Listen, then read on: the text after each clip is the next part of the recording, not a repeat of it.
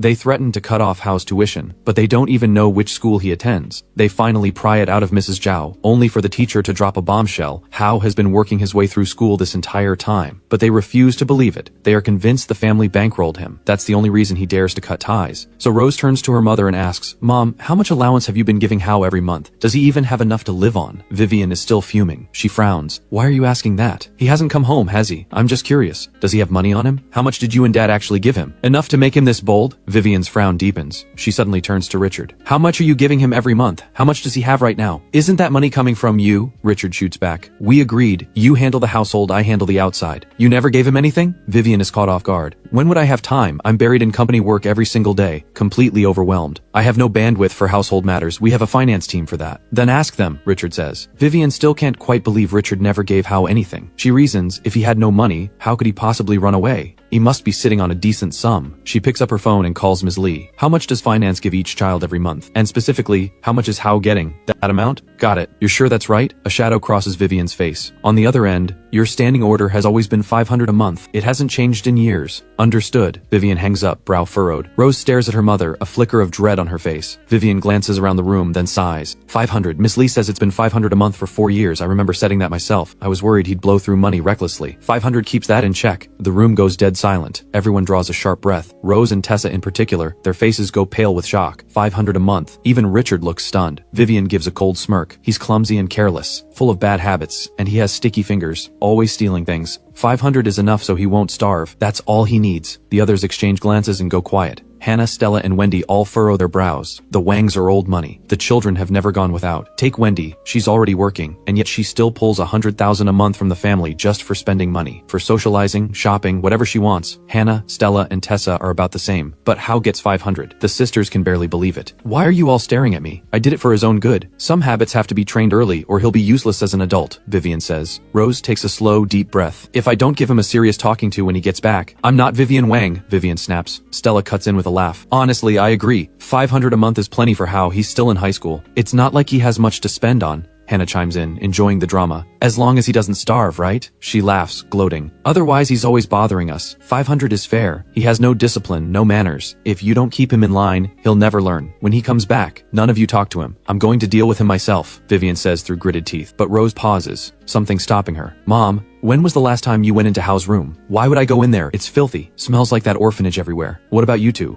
Vivian asks. Rose exhales slowly. "Tessa and I just came from there. There's one thin blanket, barely any clothes. I asked Mrs. Zhao. She says Hao only has his school uniform and 2 jackets. That's it." The room stirs with unease. "I keep thinking, if Mom and Dad aren't giving him money to buy clothes, if he can't wear his uniform, what does he wear?" Rose continues. "And that's not all. It seems like he doesn't have other shoes either. Mrs. Zhao says his shoes had a hole in them. He sewed them back up himself with a needle and thread, and kept wearing them." Rose pauses. The words seem to stick in her throat, but she forces herself to say it. "When did things get this bad? The Wang family can't afford a single pair of shoes?" The words land like a stone. Vivian and Richard go stiff. Hannah looks stunned. "Mrs. Zhao!" Vivian suddenly calls out. Mrs. Zhao hurries over. "Sir, ma'am, Mrs. Zhao, you said Hao sewed his shoes. When was this?" Vivian demands, eyes fixed on her. Mrs. Zhao glances around the room, all eyes on her, and quickly says, "About a year ago, I think. He tore a hole in his sneakers playing ball, and when he got home he just stitched them up himself and kept wearing them." Vivian's head snaps toward Richard. "You didn't buy him new shoes?" Richard frowns. "Wasn't that your job?" Vivian freezes. "I don't remember buying him clothes either." Rose feels a chill run through her. She swallows hard. "Hannah, Stella, Wendy, did any of you?" A stunned pause. "Buy something for him? Why would I? He never buys anything for me," Stella mutters. "Me neither," Wendy adds. Vivian and Richard look at each other. "What about you?" "No." Rose understands now. She lets out a slow breath. "Let's just find him first. Once he's back, we can sort things out." Vivian frowns at Rose. "What are you trying to say?" Rose looks around the room. Everyone is watching her. She thinks for a moment, then sighs. "I just find it strange. Hao has lived with us for 4 years. The family gave him almost nothing, 500 a month, barely enough to survive, and no one bought him clothes, no one bought him shoes. So how did he get through 4 years? He must have clothes somewhere. He has sticky fingers. He stole a coworker's phone, took my makeup. He was always sneaking into Mom's room, sleeping in Mom's bed, ruining her gowns. He must have stolen Mom's things and sold them." Stella joins in. Rose looks at Stella and Wendy, then falls silent. She turns to Vivian and Richard. They both know about Hao's petty stealing. Several of the daughters have mentioned it over the years, but somehow that doesn't feel like the real point. "Let's just bring him home first. Things will make more sense then," Richard says. Rose glances at him. She sighs inwardly. They still don't see it. They haven't grasped what's actually wrong.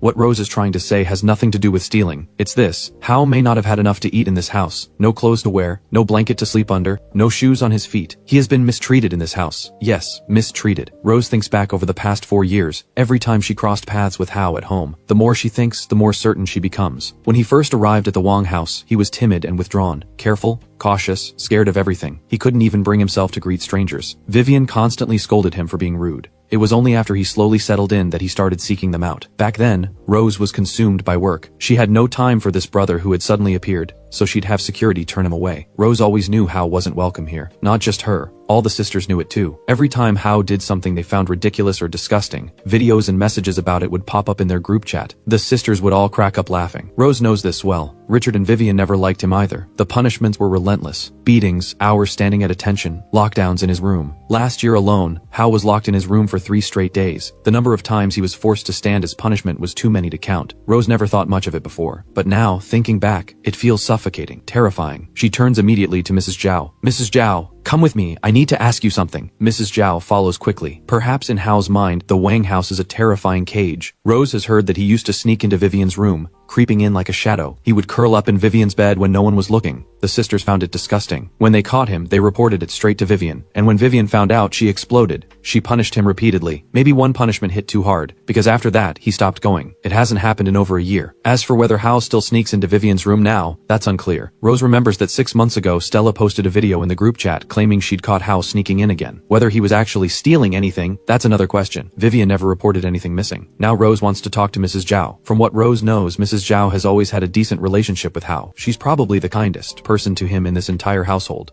And that fact, when you think about it, is almost laughable. All these people, all these sisters, his own flesh and blood, his real family by every definition, and yet a housekeeper treated him better than any of them. Mrs. Zhao has no idea what Rose wants to say. Her heart is uneasy as she follows Rose up to the 3rd floor sitting room. There's a lounge up here. Rose's room is just down the hall. Mrs. Zhao, after Hao lost his phone, did he ever ask anyone in the family for a new one? Rose asks, gesturing for her to sit. Mrs. Zhao shakes her head with a sigh. He never brought it up, but he bought one himself. He bought one? Do you have his number? He doesn't really contact me much. This past year he's been busy. Getting ready for college exams, I hear. Rose's brow knits together. When did he start at Eastside High? Did mom and dad ever go there? The madam and the young ladies were always busy. No one went. 3 years ago, Hao passed the entrance exam for Eastside High. The madam was informed, but when she heard Eastside High wasn't considered prestigious, she didn't want to bother, so she had the driver take him to register. After that, she forgot he even went there. Mrs. Zhao finishes. Rose feels a cold jolt run through her. Her chest tightens. After a moment, she presses on. Mrs. Zhao, did Hao used to go into my mom's room a lot? And into Hannah's, Stella's, Tessa's rooms? Well, that's exactly why. The whole family turned against him, especially the sneaking into Vivian's room, sleeping in Vivian's bed. That was something Vivian found completely unacceptable. Vivian has always been particular about cleanliness and order, extremely fastidious about everything. She doesn't let anyone touch her things. Hao walked straight into her crosshairs. But did he actually steal anything? Rose sees Mrs. Zhao give a small nod and immediately pushes further. Well, Mrs. Zhao hesitates, clearly cautious. Miss Rose, that's really something you should ask Hao or the madam.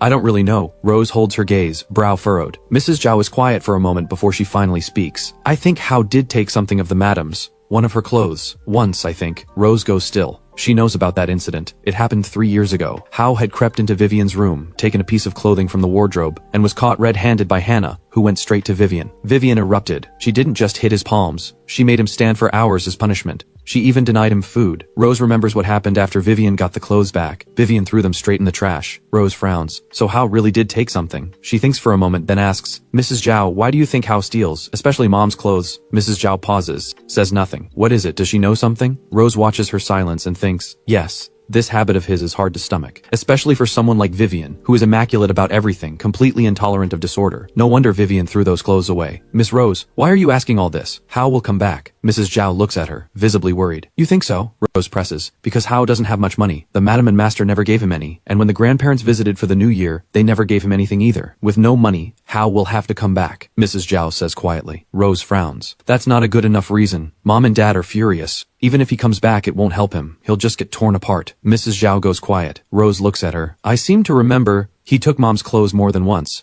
3 times I think, and he got her gowns dirty. Does Hao actually have some strange fixation? Rose suddenly realizes she doesn't understand this brother of hers at all. She wants to know whether her gut feeling is right. If the picture the others have painted is accurate, then there's nothing more to say. Old habits die hard. He'd need to be kept under close watch. But what if it isn't that simple? Something still nags at Rose. Of all the things Hao could have taken, why Mom's clothes? Mrs. Zhao looks at Rose for a quiet moment, then glances down toward the living room below. She hesitates, then speaks carefully. Miss Rose, what I'm about to say, please don't repeat it to anyone, or they'll blame me. What is it? Rose is taken aback. She sees how guarded Mrs. Zhao looks and quickly says, "You have my word. I won't tell anyone." Mrs. Zhao says, "You're all asking questions you already know the answers to. Deep down, you all understand. You just haven't let it sink in." Rose stares. "How? He used to be..." Mrs. Zhao pauses, struggling with the words as she looks at Rose. "He was an orphan. Hao grew up an orphan." "We know that," Rose says, frowning. "No, you don't really know what that means. Orphans are different. I don't fully understand it myself, but they truly are." Hao was so frightened and withdrawn when he first arrived. "I can't explain why. If you want to understand how he thinks, I think you should visit the orphanage where he used to live." Mrs. Zhao finishes. Rose stands frozen. Orphans are different. The words settle over her. And then, even we servants felt it was better for Hao to leave. The master and madam never really welcomed him. Mrs. Zhao sighs once more, then turns and walks away. Rose feels a tremor move through her. Her eyes go wide. Orphans are different. Something clicks. Her breathing quickens. A possibility forms in her mind, one that makes her blood run cold. "Mrs. Zhao, where was the orphanage Hao grew up in? I'm going to go." Her breath comes fast now. "East City Orphanage. It's not far," Mrs. Zhao answers. Rose rushes downstairs, eyes already stinging. She feels a creeping dread. She can't quite bring herself to believe that her suspicion is right. But if it is, the weight of it hits her like a stone. There isn't a single clear-sighted person in this family. Mrs. Zhao watches her go, worried. She doesn't know if she's helped Rose at all. "Where are you going?" Vivian and Stella see Rose rushing out the door and call after her. "Just stepping out," Rose says. Nothing more. She starts the car and heads east. The storm has arrived. The wind on the road is strong, but it's still manageable. East City Orphanage isn't far. About an hour's drive and she arrives. Rose stops at a supermarket first, picks up a few things, then heads to East City Orphanage. The place is bare and run down. It sits in an out-of-the-way corner of the city. There's a foul smell in the air. Someone has been dumping garbage nearby. "Can I help you?" the gatekeeper asks. "I'm here to see the director. I've brought some supplies," Rose says quickly. He takes one look at her and hurries to open the gate. The orphanage director is a warm, middle-aged woman. With the storm moving in, she has been busy settling the children down for the night. When she sees Rose arrive with supplies, she lights up and welcomes her inside. Rose reaches into her bag and pulls out an envelope and hands it over. "Director Zhao, this is a donation for the orphanage. Please accept it." Thank you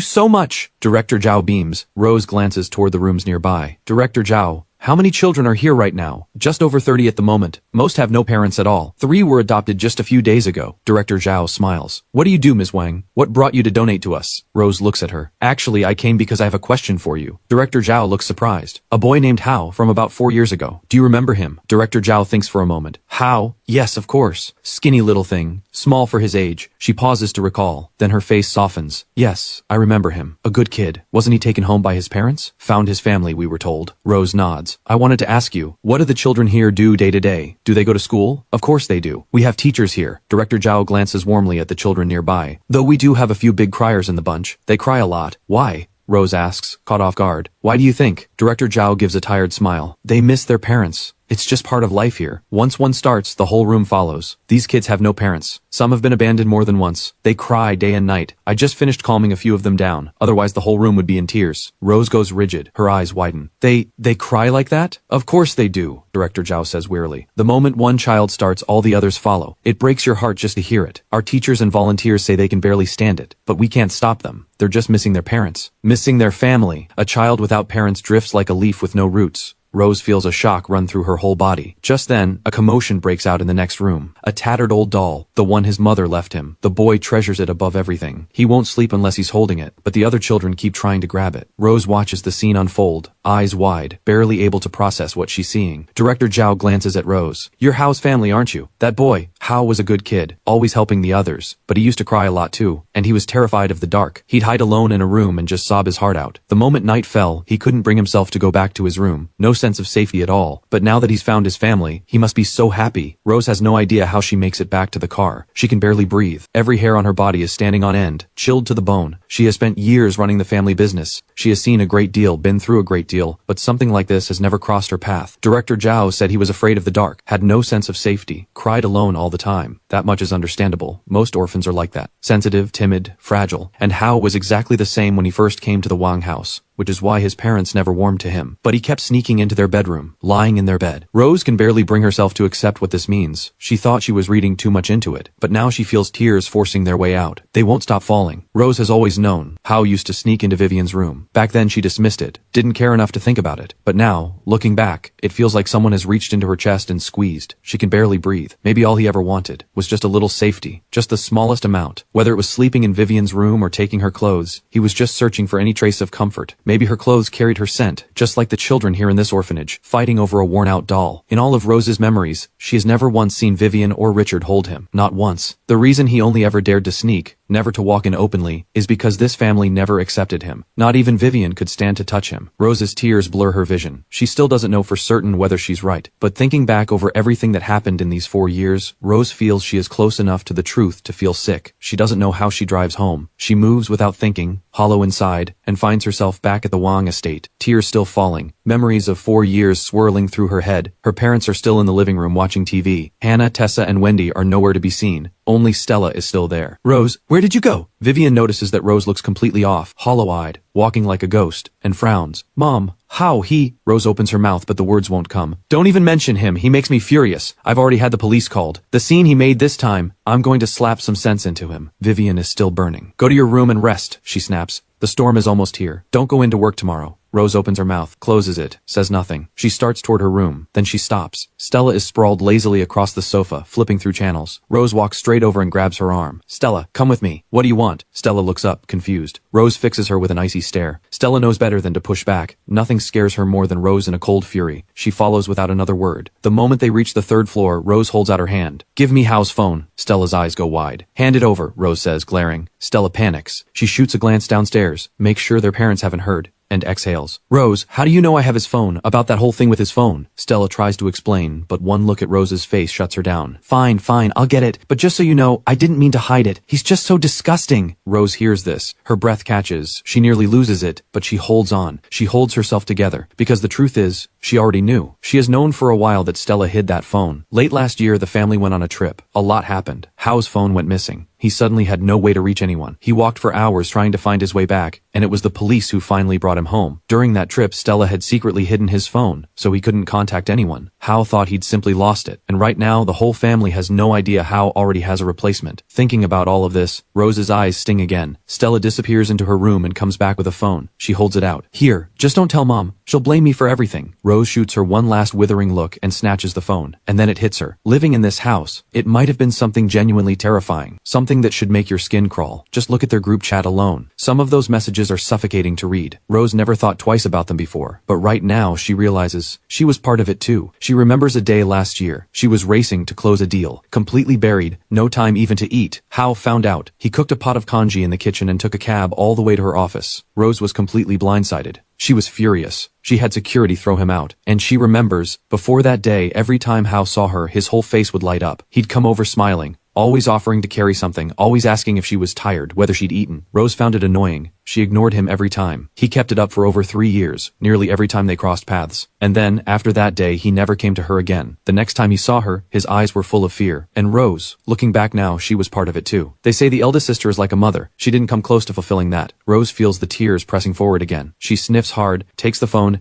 and goes to her room to look at it. It's locked. She doesn't know the passcode. She thinks about going out to find someone who can crack it, but the storm outside has picked up. It's too dangerous to go out now. Rose has no choice but to set the phone aside and wait. Meanwhile, Hao sits in his rented room, watching the storm roll in as he works through practice exams. College entrance exams are coming. He refuses to fall behind. He has to perform. This time he is getting into a top university, earning a full scholarship. He has been given a second chance at life, and he has mapped out every step of it. He will not allow anything to derail him. Every free moment goes to exam prep. Then his phone rings. He picks up. It's Derek, his classmate, his friend from the orphanage. They grew up together, and later both got into Eastside High. Besides Derek, Hao has a few other childhood friends also at Eastside High. Kids he's known his whole life. But when Hao was suddenly reclaimed by his biological family, his parents forbade him from seeing them. 4 years of slow drift. Now that he's starting over, Hao has reached out again. Hao, you really think shrimp and crab prices will spike after the storm? Hao answers the call. Derek is the kind of kid who works every hour he can get. Too careful to spend on food or clothes, spending every day washing dishes just to cover basic living costs. When Hao figured out how to make money, he brought them in on it. Absolutely, Hao says. Prices will jump, more than double, from about 20 yuan a pound to over 40. He explains, the storm is going to wipe out fish and shrimp farms all along the coast. Everything in those ponds will die. Prices have to go up. Are you sure about this? A bright, clear voice cuts in. A girl. Hao pictures her instantly. Tall, clean-cut features, high ponytail. Positive, he says. Once the storm clears tomorrow, prices will move. Grace, just wait and see. We trust you, the girl says. Honestly, I think so too. This storm is massive. Her name is Grace. She grew up with Hao in the orphanage. They both tested into East Side High. When they were little, this small group of them survived by leaning on each other. The bond ran deep. When Hao was claimed by his family, the others were heartbroken with envy. They held each other and cried. Now that Hao has reached out again, they're overjoyed. Sit tight for now. Keep studying. The storm probably won't ease up until tomorrow afternoon. Day after tomorrow, we check prices. In the meantime, keep the oxygen pump running in the tanks. Don't let the shrimp and crabs die, Hao says. Grace laughs. Don't worry, we're treating them like royalty. There's no way we're letting them die. Derek, Lisa, and I put 3,000 in each. Just keep them alive. Day after tomorrow. Hao smiles. Deal. Grace, Derek, and a girl named Lisa all live together, studying for the same exams, pushing each other, sharing one life. They are each other's family. If Hao had never been found by the Wangs, he'd be right there with them. But he was taken back. Now at least he can help them, and that makes him happy. He sets the call aside and gets back to his exams. Finish today's papers, start fresh ones tomorrow, sell at the market the day after. His time is tight. Every minute counts. Back at the Wang house. Mr. and Mrs. Wang, we've pulled the security footage. After Hao left the complex with his luggage, he appears to have boarded Route 956, an officer tells Vivian and Richard. When Rose hears the police are there, she rushes down from her room. He went to the outskirts. The room reacts with surprise. He got off at Binney Road, and then we lose him. We haven't been able to pull footage from that area yet. With the storm, it could be 2 or 3 days, the officer says. What is he doing in the outskirts? Isn't that practically the countryside? Vivian asks. He moved with purpose. No hesitation at all. He had this planned. Here is the footage. Take a look, the officer says. Rose leans in. Sure enough, Hao on a public bus, still wearing those same patched sneakers and his school uniform. Mom, Hao, does he not have a car and driver? Rose looks at Vivian. Why would he need one? Vivian says. He can bike to school. But, Rose pauses. Tyler has a private car and a driver. Dedicated school pickup and drop off. Why doesn't Hao? Vivian's expression goes flat with impatience. If he'd gotten into the top high school downtown, he'd have one too. He didn't, did he? Since he couldn't manage that, he has no business asking for any of it. Rose says nothing, just a dull ache in her chest, and she is part of this. He's gone to the outskirts to find those troublemaking friends of his. I knew it. I always said he was still in contact with those people. Vivian seethes, then turns on Richard. Richard, your son, if you don't get him under control now, he is completely lost. This boy has no limits anymore. Rose hears this and can't sit still. The suffocation comes in waves. She gets up and goes back to her room. It will be 3 more days before they know exactly where Hao is, but he is probably safe. That much gives Rose some relief. The storm continues to rage. Police work grinds to a halt. Rose can't get to the office or find anyone to crack the phone. She waits. Now that they know Hao is likely okay, the rest of the family visibly relaxes. Vivian asks Mrs. Zhao to put out some snacks. They settle into the living room. Snacks, TV, completely at ease. On the other side of the city, Hao tends to his crabs and live shrimp while working through homework. No rest at all. Time passes quietly. 2 days blink by. With careful attention, almost none of the shrimp and crabs have died, just 2 or 3. Then he sees a news alert. Coastal areas have been devastated by the storm. Dozens of fish farms and shrimp ponds have been destroyed. Estimated losses in the billions. Hao's pulse jumps. The moment is here. He can't sit still for another second. He fights the wind and heads straight for the seafood market to check live prices. The storm has mostly passed. Most people are starting to venture outside. Trees are down all along the roads, everything a mess. But when Hao arrives at the market, he grins. Hao! Familiar voices call out. He turns. 3 familiar faces. There's Grace, tall, pretty in a plain way, ponytail swinging, simple button-up shirt, a few spots of acne on her cheeks. No frills at all. Lisa is shorter, compact and dainty, with a baby face and clothes just as plain. They are all poor kids. Then there's Derek, dark-skinned, bright-eyed, full of energy. They've clearly already been checking prices, all of them buzzing. I asked around. Prices have jumped, just like you said. More than doubled. From 20 up to 43 yuan a pound. Fishing boats gone. Shrimp farms wiped out. We are going to make money. The 4 of them look at each other, hearts racing. Hao grins. We set up right now. 1 market each. Grace, you take Guangdong Market. Derek, Jiahe Road Market. Lisa, Tianggu Road Market. 1 market per person. Move fast. Get all the live shrimp and crabs sold as quickly as possible. Years of orphan life have hardened them. Hustling, negotiating, surviving on nothing. It's second nature. No problem at all. They spread out fast, hawking their live shrimp and crabs.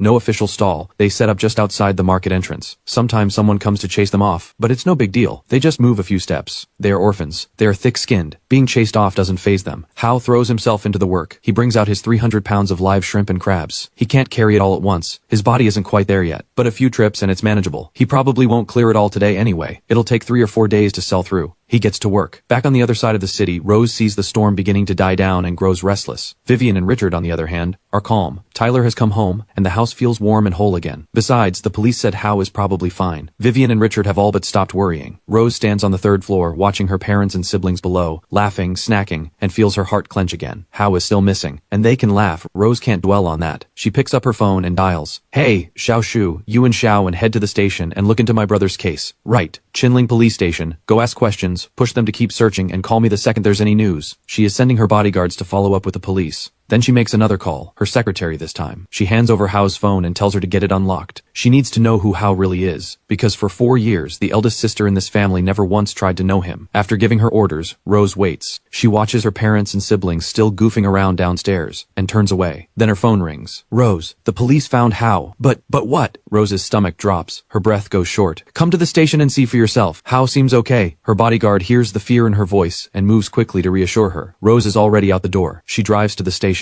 It doesn't take long. Both bodyguards are waiting. The officer pulls up the footage. Rose takes one look. Her face freezes. Her eyes go wide. She covers her mouth. Her eyes fill. He's at Anxi Road Market. Still there right now. You can go find him there, the officer says. Rose feels a sharp sting behind her nose. She doesn't say a word. Just walks straight out of the station. She gets in the car and heads to Anxi Road Market. The market is packed, people streaming in and out. No way to pull up close. Rose circles until she finds a spot, parks, then walks in with her 2 bodyguards. Rose runs a major company. She has never set foot in a place like this. The moment she steps inside, her head spins. Trash everywhere. Chaos everywhere. Dead fish, dead shrimp, flies swarming all around. The storm has left the market buried under wet leaves and debris. Everything is sticky, soaked, and disgusting. Wave after wave of rotting fish smell hits her. Rose nearly gags. You okay? One of the bodyguards turns to her, concerned. She knows Rose has never been anywhere like this. A woman like Rose, born into wealth, food always prepared by staff, groceries always handled by someone else. When would she ever come here? Let alone somewhere this filthy, this wet, this revolting, where one wrong step means a shoe full of something foul. Rose breathes through it, fighting the stench, especially that fish smell, which she simply cannot take. She pulls out a tissue and presses it to her nose and mouth. Only then does she walk in.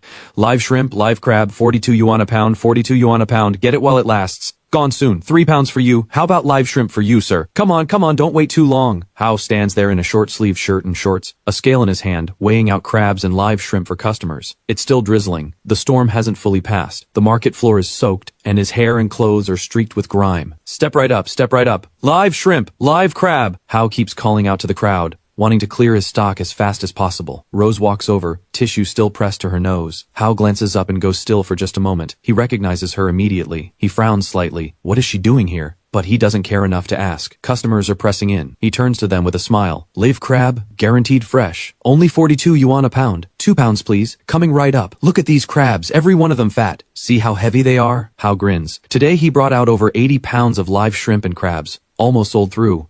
He has already recovered more than half his investment, and the rest he can move tomorrow morning. No one else in this market is selling live shrimp or crabs today. Just him. No wonder it's flying. He hands off the last 2 pounds of crab and starts packing up. Seeing Hao ignore her completely, Rose steels herself and calls out to him. She can barely imagine him working here. Hao looks up. What are you doing here? He asks flatly and keeps packing. He doesn't even call her by name. Rose feels a small jolt in her chest. We've been looking for you. Where have you been? Looking for me. Why? Hao loads his cart and prepares to take the bus home. He still has shrimp and crabs to tend to. You've been gone 6 or 7 days. Mom and Dad have been out of their minds. Shouldn't we at least look for you? Come home with me. Hao is already walking. Rose rushes to block him. What are you doing? I'm busy. I don't have time for this. Go back where you came from. Where are you going? Rose sees him grab his cart and move. She steps in front of him. I'm going to catch the bus. Unlike some people, Hao says flatly. Move. I'm on a schedule. You're not going anywhere. Come home first. Talk to Mom and Dad. Rose holds her ground. Hao looks at her, and then he laughs. What parents? I don't have any. Nothing to explain. Besides, if you've tracked me all the way here, then you already understand everything. Why are you blocking me? I don't understand yet. Mom and Dad don't understand either. They're both looking for you, Rose says. I'm exhausted. Hao cuts her off. I'm not doing this. I'm leaving. Rose grabs him again as he pushes past. Then something happens. It's unclear exactly how, but Hao stumbles, loses his footing with her pulling at him, and goes down hard. Hao! Rose cries out in alarm. She looks. Hao is unconscious on the ground. How? What's wrong? An ambulance! Call an ambulance! The bodyguards rush over, take one look, and immediately make the call. Within minutes, Hao is rushed to the hospital. Doctors hurry in to assess him. Rose, she never expected this. She stands outside the ward, face drained of color, rigid with worry. A cold dread settles over her. After a long while, the doctor steps out. Who's the patient's family? I am. Rose hurries forward. The doctor looks her over, frowns, and says, nothing life-threatening, but there's a long list of concerns. Inflammation in the head, a wound that never healed, underweight, severe malnutrition, anemia, a heart condition. You're his sister. Rose is speechless. She never imagined Hao was carrying all of this. Back when he lived with them, none of this was ever mentioned. Yes, I'm his sister. The tears come. She never thought he was this fragile, this sick. Your brother probably doesn't take great care of himself. That head wound is about 6 or 7 days old. It's infected now. The weight and nutrition issues aside, get him eating properly. Build his blood back up or he'll pass out again. As for his heart, it needs even more attention. His body isn't producing enough blood. The doctor holds out a form. Sign here. Rose reads it carefully, eyes brimming, and signs. The doctor takes it and leaves. Rose pushes open the ward door and stops. Hao is already awake, gathering his things, preparing to walk out. You're awake. Rose lights up. Hao glances back at her, says nothing. He keeps packing. Rose watches his expression, completely flat, and feels a stab of pain. She remembers when Hao used to look at her like she hung the moon, like he just spotted his favorite celebrity, eyes full of admiration, trying so hard to win her over. Every encounter left him thrilled, beaming. Now there is nothing, just emptiness. Where do you think you're going? The doctor said you need rest. Rose steps forward. Hao finishes packing, turns, and looks at her. Thanks for bringing me to the hospital. He glances at her. I just checked the bill, medical fees and consultation, 1,500 total. He opens his wallet and pulls out the cash. He counts out 1,500 yuan and holds it out to her. Here, for the bill. We have no ties anymore. There's no reason for you to come find me. Goodbye. How? Rose is startled. She moves to stop him. Mom and Dad are waiting for you. Where are you going? Hao just laughs. What are you doing? Why do you keep locking me? I don't understand why you're even here. Just come home with me first.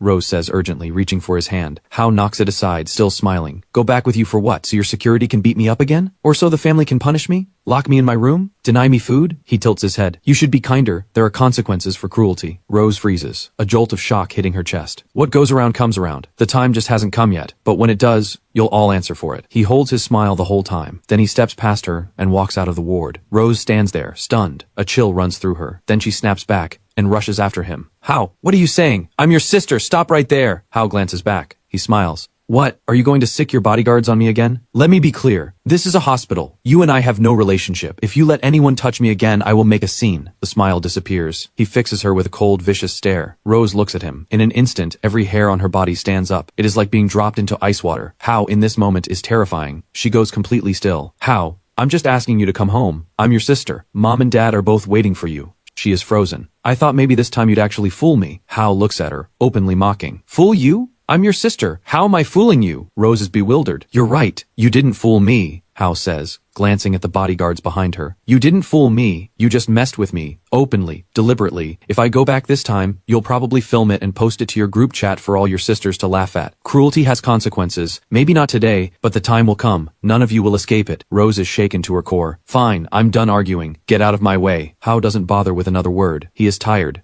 deep in his bones. She doesn't stop him. He walks out of the hospital and heads straight home. He still needs to buy stock for the evening market. The goal is 150 pounds sold today. Rose watches him go, frozen in place, trembling, chalk white. She never thought Hao knew about the group chat. She never thought he could cut ties this cleanly. And yet they had genuinely mocked him in that group chat, even played cruel tricks on him, like the time Stella hid his phone. And Rose herself, she did it too once, she remembers. 2 years ago, Tyler was playing with fire in the courtyard. It got out of hand. The grapevine their parents loved most, gone. Tyler was terrified. He came to Rose for help. He needed someone to take the blame. He wanted her to say it was Hao. Rose felt she had no choice. She went to Hao and asked him to take the fall. He didn't agree at first. He went quiet. Then Rose offered a deal. She'd take him to visit her office one day. It would help her, help Tyler, and he'd get something out of it too. Hao happily agreed. In the end, Hao got beaten badly by their parents and made to stand for 2 solid hours. Afterward, Hao actually came to find her, smiling. I'm fine, he told her. Rose thought it was pathetic and kind of funny, so she filmed it and posted it to the group chat for her sisters to see. And of course, they all burst out laughing. Now Rose stands shaking, hands and feet gone cold. Her blood feels like it has frozen solid in this moment. Every hair on her body stands on end. Hao takes the bus home. Rose doesn't follow. He is relieved. On the bus, his phone lights up. Hao, the shrimp and crab prices really went up.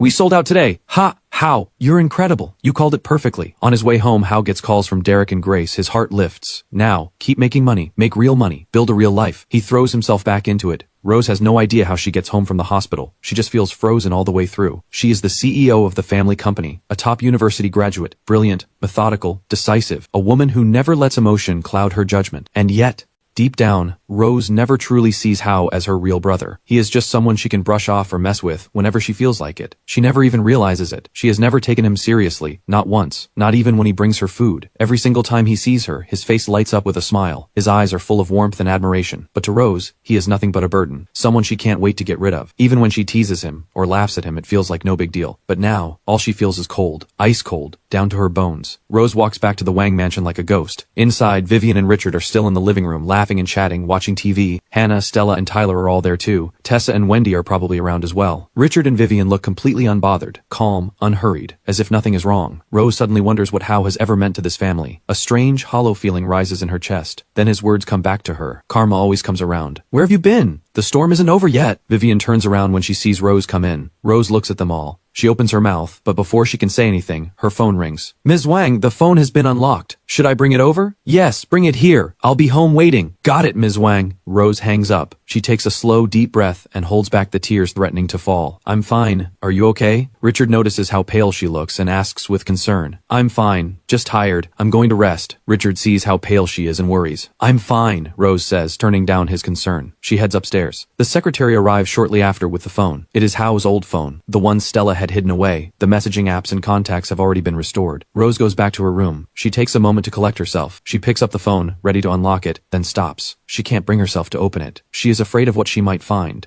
Afraid of what she already suspects. And if she is right, this phone holds a lot. After a long silence, Rose wipes her tears and takes a breath. She opens it. There are many photos inside. All of them are of the family, or of Vivian and Richard. Photos of the Wang mansion and the family cars. Photos of the family company, and a few family portraits. Stella must never have opened it after taking it. Everything is untouched. Rose scrolls through. She finds the chat history. She exports everything to her laptop and starts reading from the very beginning. The eldest sister is like a mother. Rose wants to understand Hao, truly understand him. Everything about him. She wants to know why he had to leave. Rose is trembling all over. She presses both hands over her mouth, desperate not to make a sound. Tears blur her vision and streak down her face. She already knows what she will find if she keeps reading. She knows what she has done over the past 4 years. Now, looking back, it is all painfully clear. Derek and Grace, they must be Hao's friends from the orphanage. Rose remembers. She remembers him mentioning them once. When Grace reads what Hao writes, she is immediately curious and keeps asking questions. Rose forces herself to wipe her tears dry and scrolls down. This is the 3rd time I've seen her. I had to ask Mrs. Zhao just to find out how amazing she is. Grace, my sister, is incredible, top of her class, studied at MIT, came back and built her own company at such a young age. Nobody her age can come close. She's even shaken hands with city officials. Look, I found this online. It's in the newspaper, Derek. There's so much written about her. I've read it so many times I have it memorized. Rose can't hold it together anymore. Tears pour from her eyes, blurring her vision so much she can barely make out her own face on the screen. She quickly grabs a tissue and carefully wipes her eyes, trying to see clearly again. But the tears keep coming. She can barely stand it. I never knew she was this amazing. It's unbelievable. We couldn't hold a candle to her. Grace, Lisa, did you know? I just heard from Mrs. Zhao. Even Mrs. Zhao thinks my sister might be the most incredible person in the world. I went to her company today, Grace. Lisa, look, I'm sending photos of the lobby. There are so many pictures in there. One of them is her. Hao seems to have walked up and taken several shots, then sent them to his friend Felix. Look, it says CEO. Hao takes more photos and sends them to Felix. Look at this. It says CEO. My sister is the CEO of this company. They say over 1,000 people work here. When he sends that message, he must be bursting with pride. His 3 friends can feel it radiating off every word, and they find it a little much. I want to go see her, see if she's at work. Mrs. Zhao says she's been working overtime a lot lately, even forgetting to eat. I'll go check on her. That visit, Hao doesn't make it past the lobby. Security stops him at the door and won't let him through. Hao gets frustrated and tells them he is her brother, asks them to let him up, but security refuses and mocks him. He never makes it up. It is Agent Shu who later tells Rose, "It's a shame I couldn't go up to see her at work. Security blocked me. But don't worry, next time I'll make it. I just need to let her know and it'll be fine." Hao doesn't get in, and the disappointment is written all over his words. But he isn't ready to give up. I want to work in a place like this someday. I want to be someone who belongs in a building like this. I want to walk through those doors. Derek replies, "As long as we work hard, we can get there. We may never be as great as your sister, but even 1% of what she is, that's enough." Then Derek sends a laughing emoji. "You worship her that much. But are you actually good to her? Of course, I'll always treat her well. You have nothing to worry about. I don't think anyone in the world could be greater than her. Oh, I just heard something big. Apparently she landed a huge deal yesterday. Mom and Dad both know, and everyone at home is celebrating. From now on, she is officially the greatest. Oh, and I just heard something big. She landed a huge deal yesterday. Mom and Dad both know. Everyone at home is so happy, celebrating together. Starting today, she is my idol. Reading this, Rose feels the tears welling up like a dam about to break, blurring her eyes all over again. She's been having stomach trouble. I'll make her a pot of congee. That'll help with her gastritis. Rose remembers all of it. The first time Hao came to her office, he didn't make it in. Security turned him away. The second time, he called ahead. Rose is in the middle of work, busy, stressed, and even more irritated when she sees him show up with a bag. She takes the congee from him and has security escort him out. She never drinks it. The secretary throws it away. It isn't that she forgets. She is afraid to drink it. She doesn't know what might be in it. Once she drinks my congee, she'll be better. As long as the gastritis clears up, that's all I need. She works so hard. Mrs. Zhao says she works overtime every single day. I feel so bad for her. His messages trail off again, with a trace of regret, but still filled with warmth. He probably has no idea that Rose never once touched the congee he made. Not once. The next message comes 3 days later. Hao tells Grace with excitement, "She's back! She hasn't been home in 3 days. She's just as beautiful as always, Grace. Look, she's back. Grace, did you know I just found out she's been busy with the factory? Apparently it's being expanded. Their products are already selling overseas. They're hiring another 1,000 people. That'll make 2,000 total. The products are going international. 1,000 new hires, 2,000 employees in total." When Vivian, Richard, Stella, and Tessa hear the news, they are all thrilled. See? I was right. She really is the most incredible person in the world. No one comes close. Rose covers her mouth as the tears push through again. But her gastritis still hasn't cleared up. I'm going to make another pot of congee for her to drink. I haven't seen her in 3 days and she already looks thinner. She needs to eat more. Rose remembers this visit. She is at the office again. When word reaches her that he's on his way, she sighs and tells her secretary to bring him up. The moment Hao steps off the elevator, his eyes go wide with excitement. He looks left and right, like a country kid walking into a 5-star hotel for the first time, full of awe and wonder. To him, everyone who works in a building like this must be among the best in the world, so he snaps photo after photo to send to his friends. I made it in! I'm inside the greatest company in the world, so this is what it looks like to work here. There's so much, free snacks, a gym, and it's so bright in here, so clean. I need to get a suit. If I could work in a place like this someday, I'd die happy. I'm going to see her now. She's the one who runs all of this. Rose remembers how his eyes lit up the moment he stepped inside. He had never been in a place like this before. It was his first time up there. Back then, when Rose heard about it, she didn't care. She was annoyed that he had insisted on coming, embarrassing her in front of everyone. And after that visit, Rose never lets him come to the office again. Rose's head throbs now, thinking about why she did that. She forces herself to remember what she actually did that day. From the moment he first set foot in her office, the only time he ever made it up, Rose treated him with contempt and disgust. By the 4th time he showed up, she had security throw him out. That time, Hao couldn't seem to believe she would actually do it. He argues with the guards. Rose sends Agent Shu to physically remove him. After that, Hao never comes back. That same visit, he had made a pot of pork rib congee to bring her. In the chaos of the confrontation, it spills all over the ground. Security later tells Rose that Hao sits outside the building for a long time afterward, before quietly cleaning everything up and walking away. Back then, Rose only feels relieved to have him gone, glad he won't be back to bother her. But now she wonders, what was going through his mind as he walked away that day? By then he must have understood clearly that she would never let him in. Rose can't stop the tears. Her mind goes blank. If she tries to put herself in his shoes even for a moment, she thinks she would have lost all hope. Today is her birthday. Stella says she'll be home for it.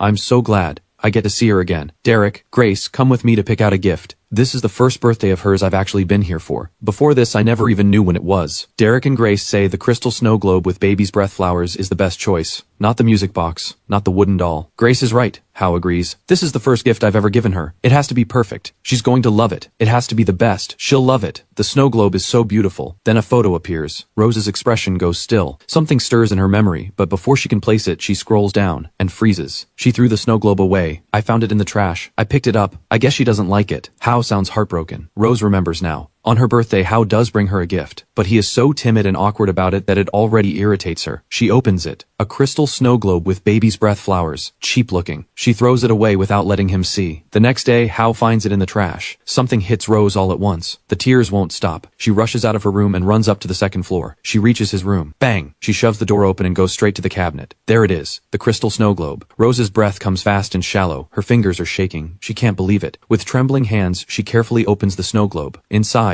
there is a card. Happy birthday, Rose. I hope every day brings you joy. May your smile bloom like flowers, and your life be as beautiful as a painting. Your brother Hao. Rose thinks back to that birthday. Hao had pulled out the gift so hesitantly, holding it out to her with such care. After the security incident, he is clearly afraid of her. He barely dares to step close. When he takes it out, he looks almost embarrassed to offer it. Rose never thinks the gift means anything. She glances at it and tosses it in the trash, only for Hao to quietly retrieve it and hide it at the very bottom of this drawer. Rose never knew she could be so cruel. How did he know she had thrown it away? How did he find it? And how could he keep it like it was something precious? Rose doesn't know what was going through Hao's mind when he did all of this. She is a top student herself, a prestigious university graduate. In everyone's eyes, she has always been one of the most outstanding people around. Sharp, capable, and rational, someone who runs a major company, and yet she has done something so monstrous it makes her sick. Yes, all of it is terrifying. She can't imagine what Hao was feeling. My sister is my idol. She is the greatest person I know. I want to study hard and work hard just like her. If I could be even 1/10 of what she is, no, even 1%, that would be enough. I could never come close to her. Derek, look, these are all her awards, so many of them I can't even count. She is truly incredible. Back then, whenever Hao looks at Rose, his eyes are full of light. He lights up like a fan seeing their hero in person, overwhelmed with admiration. Now, thinking back, Rose remembers how he used to rush over to carry things for her, always eager to say hello. Back then, she only finds it annoying. But slowly, over time, the look in Hao's eyes shifts, from admiration and excitement to something else entirely, fear, until the day she moves out, until she is simply gone. And after that, Rose only ever thinks of him as a nuisance. But little by little, the way Hao looks at her changes, from worship and excitement to pure fear, until she leaves home, until she disappears from his life entirely. And just now when Rose goes to see him, there is nothing left in his eyes. No excitement, no warmth, just a flat, hollow calm. He looks at her the way you'd look at a stranger on the street. He could have been her hero. He could have been a light in her life. She grew up in an orphanage. She had never met anyone like Rose before. He swore over and over that he would become someone like her. Even just 1% is great. But what did she actually do? Karma always comes around, Rose. It just hasn't reached you yet. But it will. Rose collapses onto the bed and finally lets herself cry out loud, no longer able to hold it in. She never knew Hao had fallen that deep into despair. She was no longer his idol. She had become the one who destroyed him. Meanwhile, back at the rental room, noise and laughter fill the air. After a long day of work, everyone is buzzing with energy, crowded together to celebrate. The storm is nearly over. People are starting to come back outside. Hao and the others went out to sell live shrimp and crabs at noon, then went out again in the afternoon. By now, most of their stock is gone. They've already recovered their costs, and everything else is pure profit. Each of them stands to make several $1,000s this round. Hao, your idea was genius. The prices really did go up. We're making a killing. Derek laughs, buzzing with excitement. Told you, this was always going to pay off. I put in 3,000 and I'm walking away with over 6. Grace is just as excited. She is still in high school, so she dresses simply, no effort put into appearance, her face bare and bright with excitement. Still in high school, dressed plainly with no makeup whatsoever, in her school uniform, yet still standing tall and graceful. I made money too, Lisa laughs. We all did this time, Hao says with a grin.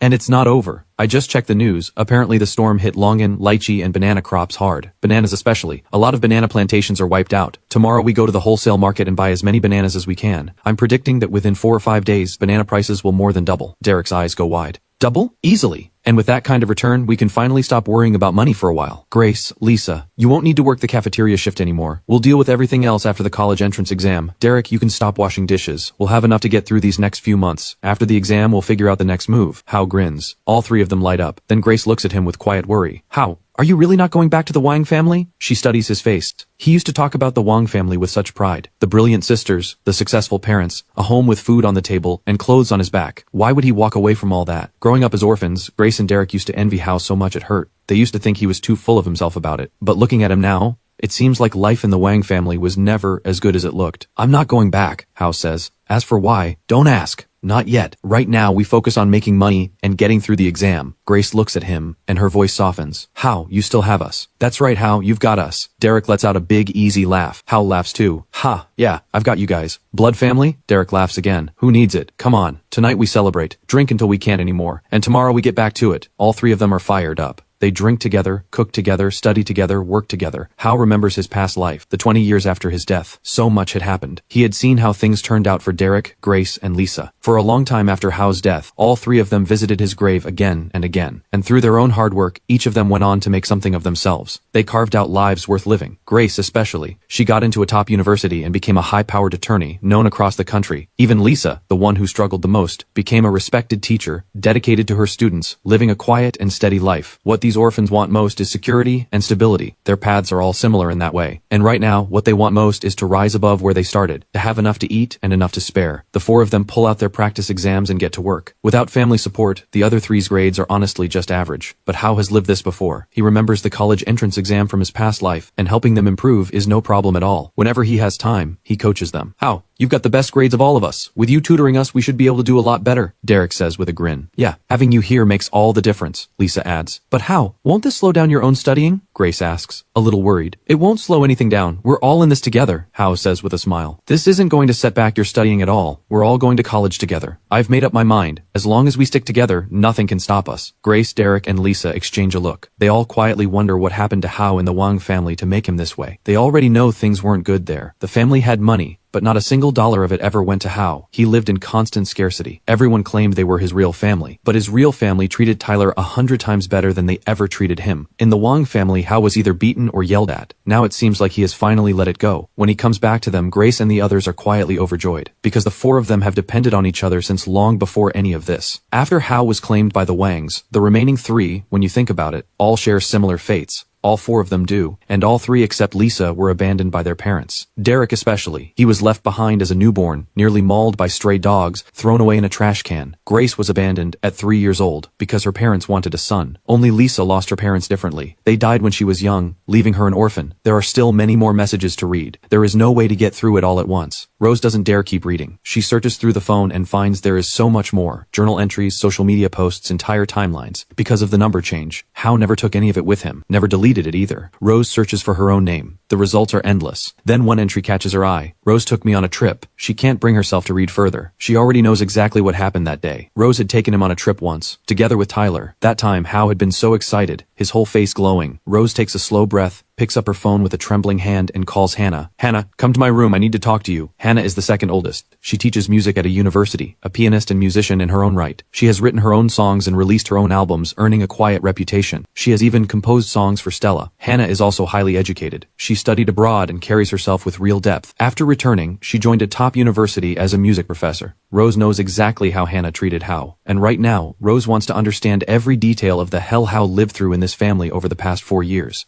She doesn't share the chat history or journal entries with anyone else yet, because the others would probably brush it off without a second thought. Stella especially, she would probably just keep mocking him. Hao had long since become the punchline of their little group. The more Rose thinks about it, the colder she feels. These are educated women, each of them sharp, accomplished, highly educated, high-earning women. How could they have been so blind? Maybe they simply never cared. Hannah has just gotten home from work. She doesn't know why Rose is calling for her, but she hurries straight to Rose's room. With the storm rolling in, Hannah hasn't had much on her plate. These past few days have been easy and unhurried. Classes have been light. Hannah has a close circle of friends, and she has been spending her free time going out with them. Tea, shopping, buying luxury goods. Today, Vivian and Richard don't seem to have contacted the police about Hao at all. Probably because Tyler is home, and they don't want him to feel unsettled, so they do nothing. The whole family is careful, always careful, not to make Tyler feel like an outsider. Rose stands upstairs watching her parents and sisters laugh and chat below. A chill spreads through her chest, wave after wave. Then Hannah arrives. Rose, you wanted to see me? Come in. Rose looks at her, dressed beautifully, light makeup, a pretty chiffon dress, and Rose lets out a quiet sigh. While they are here looking polished and put together, Hao is out at a filthy market, selling live crabs, breathing in the stench of raw fish. The same blood runs through all of them, and yet they live in different worlds. Rose doesn't understand how things got this way. There is a weight pressing on her chest that she can't release, and she is part of it. Hannah notices her red, swollen eyes and steps inside quickly. Rose, what's wrong? Have you been crying? Rose shakes her head. Just want to talk. Hannah doesn't know what this is about, and that makes her nervous. At home, she isn't particularly afraid of their parents. They rarely punish her, but Rose is a different story. The authority of the eldest sister is not something she can push back against. Rose, you called me in here. What did you want to talk about? She asks carefully. Nothing much. I just have a question. 7 days ago, did Hao really ruin Mom's dress? Hannah's eyes go wide. Don't try to hide it. Stella already told me. Rose sniffs. Hao has no reason to ruin Mom's dress, and it wasn't just a little, it was a huge stain. I know what happened. Tell me, who actually did it? Hannah's expression shifts. She doesn't know what to say, but one look at Rose's face tells her there's no way out of this. She gives a helpless smile. It was Tyler. He went to Stella. Stella came to me. So you all framed Hao. Rose goes cold inside. Don't blame me, he's always sneaking into Mom's room anyway. And Rose, you don't actually think Mom doesn't know who really did it, do you? Hannah says, shifting the blame. Rose stiffens, eyes wide. Mom definitely knows. Even if she didn't see it herself, she could figure it out. Hannah shrugs. So really this isn't on us. Who knew he'd be so sensitive about it and just run away? Rose feels the tears pushing forward, almost breaking through. She can't believe it. And in that moment she understands exactly why this home suffocates. Rose, are you okay? Rose's eyes are red. Hannah asks quickly. I'm fine, Rose says, sniffling. She dabs at her eyes with a tissue. Hannah, do you think Hao is really our biological brother? Hannah blinks. He should be. Mom and Dad ran the DNA tests multiple times. 2 years ago they had doubts and tested again. After that, no more questions. The tests weren't cheap either. They tested again 2 years ago. Rose doesn't know what to make of it. Hannah nods. Mom and Dad said he didn't look like them. Didn't look like any of us sisters either. So they tested. I've seen the report myself. 100%. Hearing that, Rose finds it even harder to make sense of. But when she thinks about it, maybe it starts to make a terrible kind of sense. Maybe they simply looked down on him. No wonder they refused to visit his school. Embarrassed to be seen there. No wonder they never arranged a car and driver for him. Too embarrassing. No wonder they never took him anywhere. That would be embarrassing too. Rose sniffles. The ache in her chest won't go away. But there is more. Rose, why are you asking all this? Hannah watches her carefully, sensing something is off. I went to the police at noon. They found Hao. He's at the market selling live crabs to make money. He hasn't gone missing, Rose says. Hannah gasps. I also went to East City Orphanage, the one where Hao used to live. I saw the children there. Rose continues. Those kids have no one. No family, no safety net. They would fight over a broken doll. Hannah stands there, confused, not understanding what Rose is getting at. How? Selling crabs? Why? Tell me, why? Rose just looks at her. Hannah goes quiet. Hannah, you graduated from Nanjing University, one of the top students in the country. You studied at Harvard. You must have covered psychology. Your focus is music. You've read so many stories, learned about so many lives. Hannah goes quiet again. Hannah, Nanjing University graduate, top of her class, Harvard educated. You've studied psychology, read widely, learned about so many different lives. But have you ever really learned about the life of an orphan? Do you understand what it does to a person? Rose stares at her. Hannah's eyes widen slightly. Orphans? There are orphanages everywhere. Exactly. We all know orphanages exist. We all know there are children in them. And we all know Hao grew up in one. He used to be one of those children. Rose takes a slow breath. Yes, he has flaws. Bad habits that are hard to shake. But that is only because he grew up with no parents. No one to shelter him. He had to survive like a cockroach because if he didn't, life wasn't worth living. But that still doesn't make it okay to steal. He's taken so many things. Hannah speaks up. Rose lets out a short laugh. Hannah, how much do you get from the family each month? What's your salary? Around 120,000. I know. Rose says with a cold smile. Your salary alone is 20,000 a month, and that's before anything else. But did you hear what Mom said? She gave Hao 500 a month. 500. Is the Wang family short on money? Hannah actually didn't know his allowance was that low, just $500 a month. When she heard Vivian mention it a few days ago, she was shocked. She had assumed Vivian was giving him a decent amount. She never imagined it was so little. I asked Stella, and it turns out none of you have bought him clothes or shoes in years. I asked Stella, Tessa, Wendy, and Luna. Almost none of them have. Stella even said Hao never bought anything for her, so why should she buy anything for him? Rose sniffles, her chest tight with grief. He gets 500 a month. That barely covers food. How is he supposed to buy anyone anything? Hannah frowns.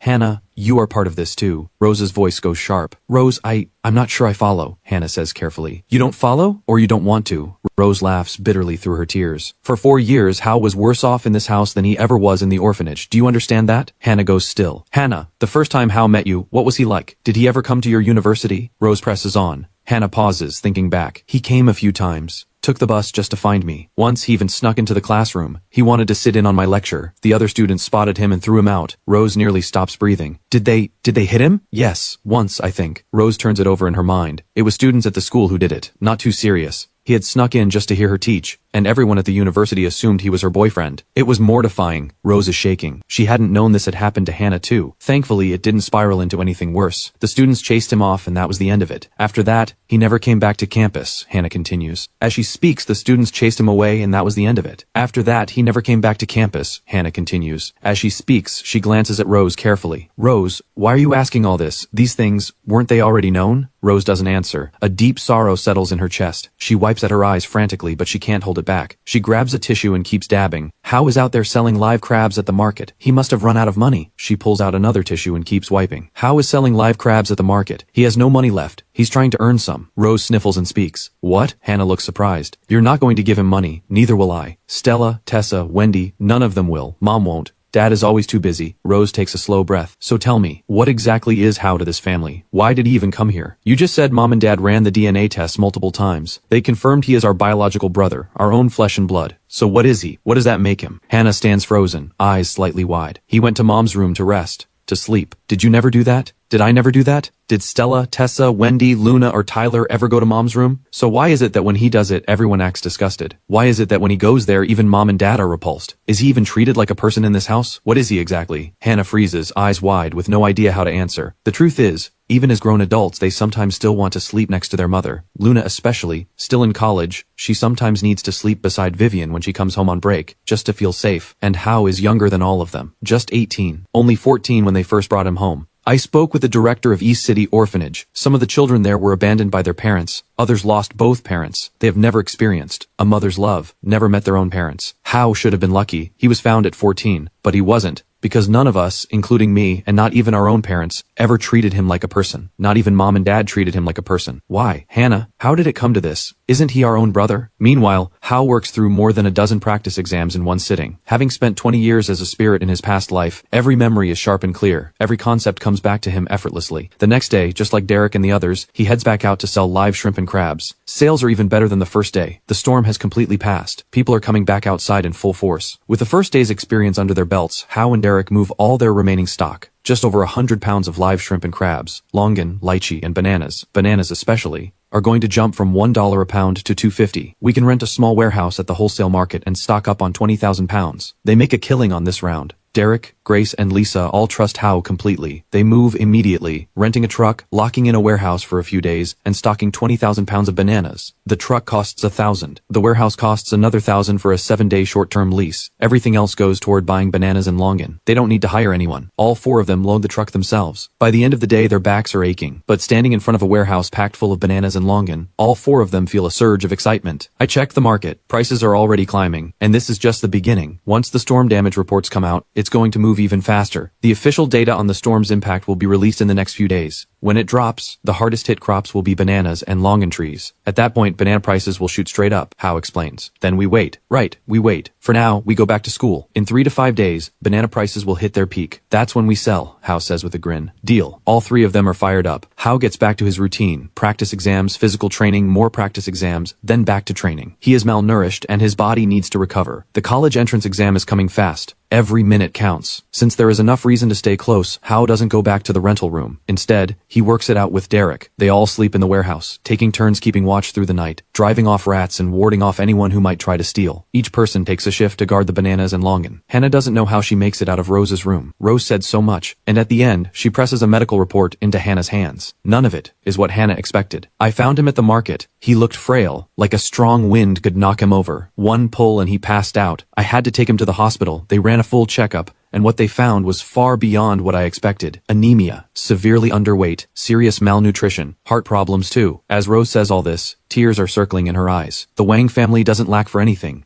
I never imagined his body would be in such bad shape. Hannah, did you know any of this? Hannah takes the report and looks it over. Her face goes serious. She shakes her head slowly. He never mentioned it. I had no idea. We all used to think. Used to think what? Rose asks. Hannah lets out a tired sigh and says, honestly, Rose, we all knew something was off. We always assumed Hao was after Tyler's things. And his personality, it's just hard to warm up to. We weren't that bad to him. Rose laughs sharply. Hannah, what about everything in that group chat? That wasn't bad to him? Hannah blinks. The group chat, what things? She stares hard at Rose. Rose sighs. Yes. Hao knew about the group chat. He knew you were all laughing at him. He knew you were mocking him, playing tricks on him. That is why he left. Hannah's whole body goes rigid. The smile vanishes from her face, replaced by something like dread. How is that possible? Who told him? Hannah can't believe it. If you don't want something found out, don't do it in the first place. Rose sniffles. Hannah, you're so educated. You know that words can destroy a person. All that learning. Where did it go? And me, I'm the eldest sister. Where did mine go? Do you know what Hao said to me today when I found him? What? Hannah stares. He said, Rose, karma always comes around. It just hasn't reached you yet. We are going to face what we've done. Yes, it will come. Hannah's eyes go wide. I've figured out what those 4 years were like for Hao in this house. Deep down, I think we all know. We just needed someone to say it out loud, Rose says. I haven't told Stella or anyone else yet. Stella is too sharp-tongued. Nothing good would come out of her mouth. I keep asking myself, why is it that with outsiders, I keep thinking about it. Why are we so polite to strangers, and yet to our own family, to our own biological brother, we become so harsh? So hard, so cruel, so heartless. Yes, heartless. That's the only word for it. Rose stares her down. I can't think of a worse one. Whether it's because of Tyler or because of mom and dad, it's all heartless. Hannah's expression crumbles. The past 4 years flash through her mind. Everything she said, everything she did. She pulls out her phone, opens the group chat, and scrolls through the messages. There are so many. Almost all of them mocking Hao. There, the day Stella posted about Hao being punished, when it was Tyler who had ruined mom's dress, and Hannah had worked with Stella to pin it on Hao. Even as Hao was being punished, beaten until he bled, not one of them felt a single drop of guilt. She is a university professor. She is supposed to be educated, principled, refined. When did she become this? When did framing someone start to feel completely fine, even funny? Hannah goes completely still. And there's this. Rose gestures to what's on the screen. Remember the family trip at the end of last year? Hao lost his phone? Hannah nods. Back then, Hao couldn't reach any of us. Tyler came down with a high fever, and we all rushed to the hospital with him. Since we couldn't get hold of Hao, we just left. Rose continues. Hannah nearly stops breathing. She remembers it perfectly. They were laughing about it in the group chat the whole time. Hao couldn't find them. He was in a panic. He barely had any money on him. Hannah feels sick. She remembers it all too clearly. They were joking about it in the sisters' group chat while he was out there, lost, terrified, with almost no money, alone, walking onto the highway, trying to walk home by himself. He walked for 3 or 4 hours, more than 12 miles. It was only after they got home that anyone remembered Hao wasn't back. Vivian called the police, who found him and brought him home. Then he apologized to everyone for worrying them. The police said he had walked alone in the dark for hours. It was extremely dangerous. And Stella had laughed, calling him an idiot, and posted about it in the group chat. It was Stella who hid his phone, Rose says. Hannah's eyes go wide. Stella hid his phone? Yes, I got it back from her. It's right here, Rose says. Hannah goes silent. I've gone through everything on it. Journal entries, social media posts, chat history with his friends. I've gone through all of it. Some of it is about you. See for yourself, Rose says. Stella hid this phone at the end of last year. It had a passcode. No one had opened it until I had it cracked yesterday. Rose continues. What is this? Hannah asks.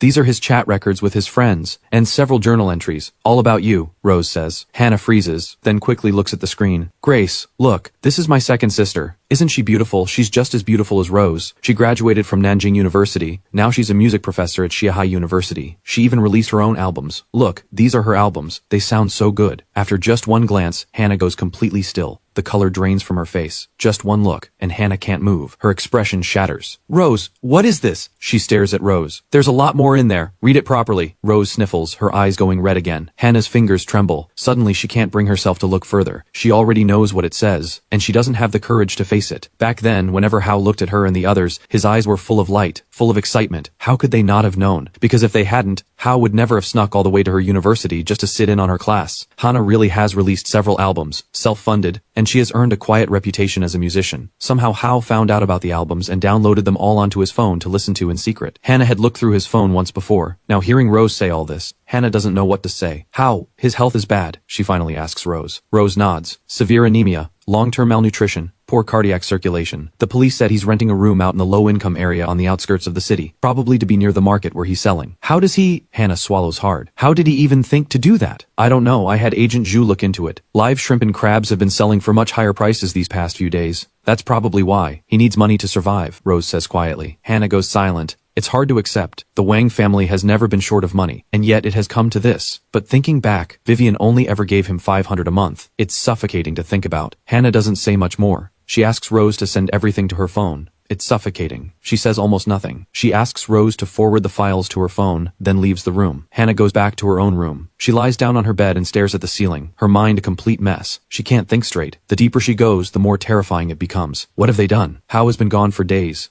and the house barely stirs. School resumes. Tyler goes back to class. Only then do Vivian and Richard seem to remember that another child is still missing. They rush to contact the police. When Tyler comes home, they don't even dare bring up Hao's name. The police respond, informing them that Rose has already handled it, and the case is closed. Vivian is mildly surprised. She finds Rose immediately. What happened? Did you find Hao yesterday? A strange sadness flickers through Rose's chest. She nods. He didn't go missing. I found him. He just moved out. Moved out? Where does he think he's going? That ungrateful child, he makes me so angry. He actually stayed out for 6 or 7 days without coming home. Vivian is furious. Hao rented a room in a low-income neighborhood on the outskirts. He's been living there on his own. I don't think he's coming back. What? Vivian's anger flares. So he thinks he's grown up enough to fly on his own. Rose sighs. Mom, have you ever visited Hao's school? Did you know his health isn't good? Vivian blinks. This is the hospital report. Yesterday he collapsed outside. I took him to the hospital. He passed out in the street. I was the one who brought him in. I had the hospital run a full check. Rose looks at both her parents. The doctor said anemia, severe malnutrition, dangerously underweight, and his heart isn't producing enough blood cells. There's also a wound on his head that hasn't healed, and pneumonia. Both stunned. They take the report and read it quickly. Richard's face goes serious. Dad, if there's nothing else, I'm heading to the office. I have a lot to get through today and need to go in, Rose says and steps back. Right now she doesn't know how to talk to them about Hao. She can't find the words. And even if she could, Vivian and Richard would probably just say Hao was being dramatic, faking it. It wouldn't be the first time they've said that. Hao didn't leave because of Rose. He didn't leave because of Hannah. It was most likely because of Tyler. And because of Vivian and Richard. They are the real reason. If the two of them don't wake up to what they've done, nothing else matters. It's better for Hao to stay out there. At least he won't have to endure as much. Because if he comes back, Vivian will probably make him stand in the corner or lock him in his room again. Rose leaves quickly. Outside, the storm has passed. The sun is out. The light is warm and bright. Rose tilts her face toward it and feels the faintest warmth return to her body. She needs to find Hao. And soon as possible. Vivian and Richard watch her go, mildly puzzled. They look back down at the report in their hands. Vivian, what's going on? How is Hao malnourished? Richard frowns. How should I know? Vivian snaps, eyebrows shooting up. Mrs. Zhao, come here. Yes, ma'am. You called for me? Mrs. Zhao hurries over. Mrs. Zhao, what's going on with Hao? Does he often skip meals? Why would the doctor say he's malnourished? Vivian stares her down. Mrs. Zhao hesitates and says nothing. Mrs. Zhao, look, it says it right here. Anemia. Malnutrition. Has Hao never been given anything to help with that? Vivian asks. Mrs. Zhao glances at the report and quickly says, Ma'am, you know how it is. When the family eats, no one usually calls young Hao down. Sometimes it slips everyone's mind and young Hao gets caught up in his homework and forgets to come down, so he just doesn't eat. What? Vivian is stunned. These past few months, it seems like young Hao.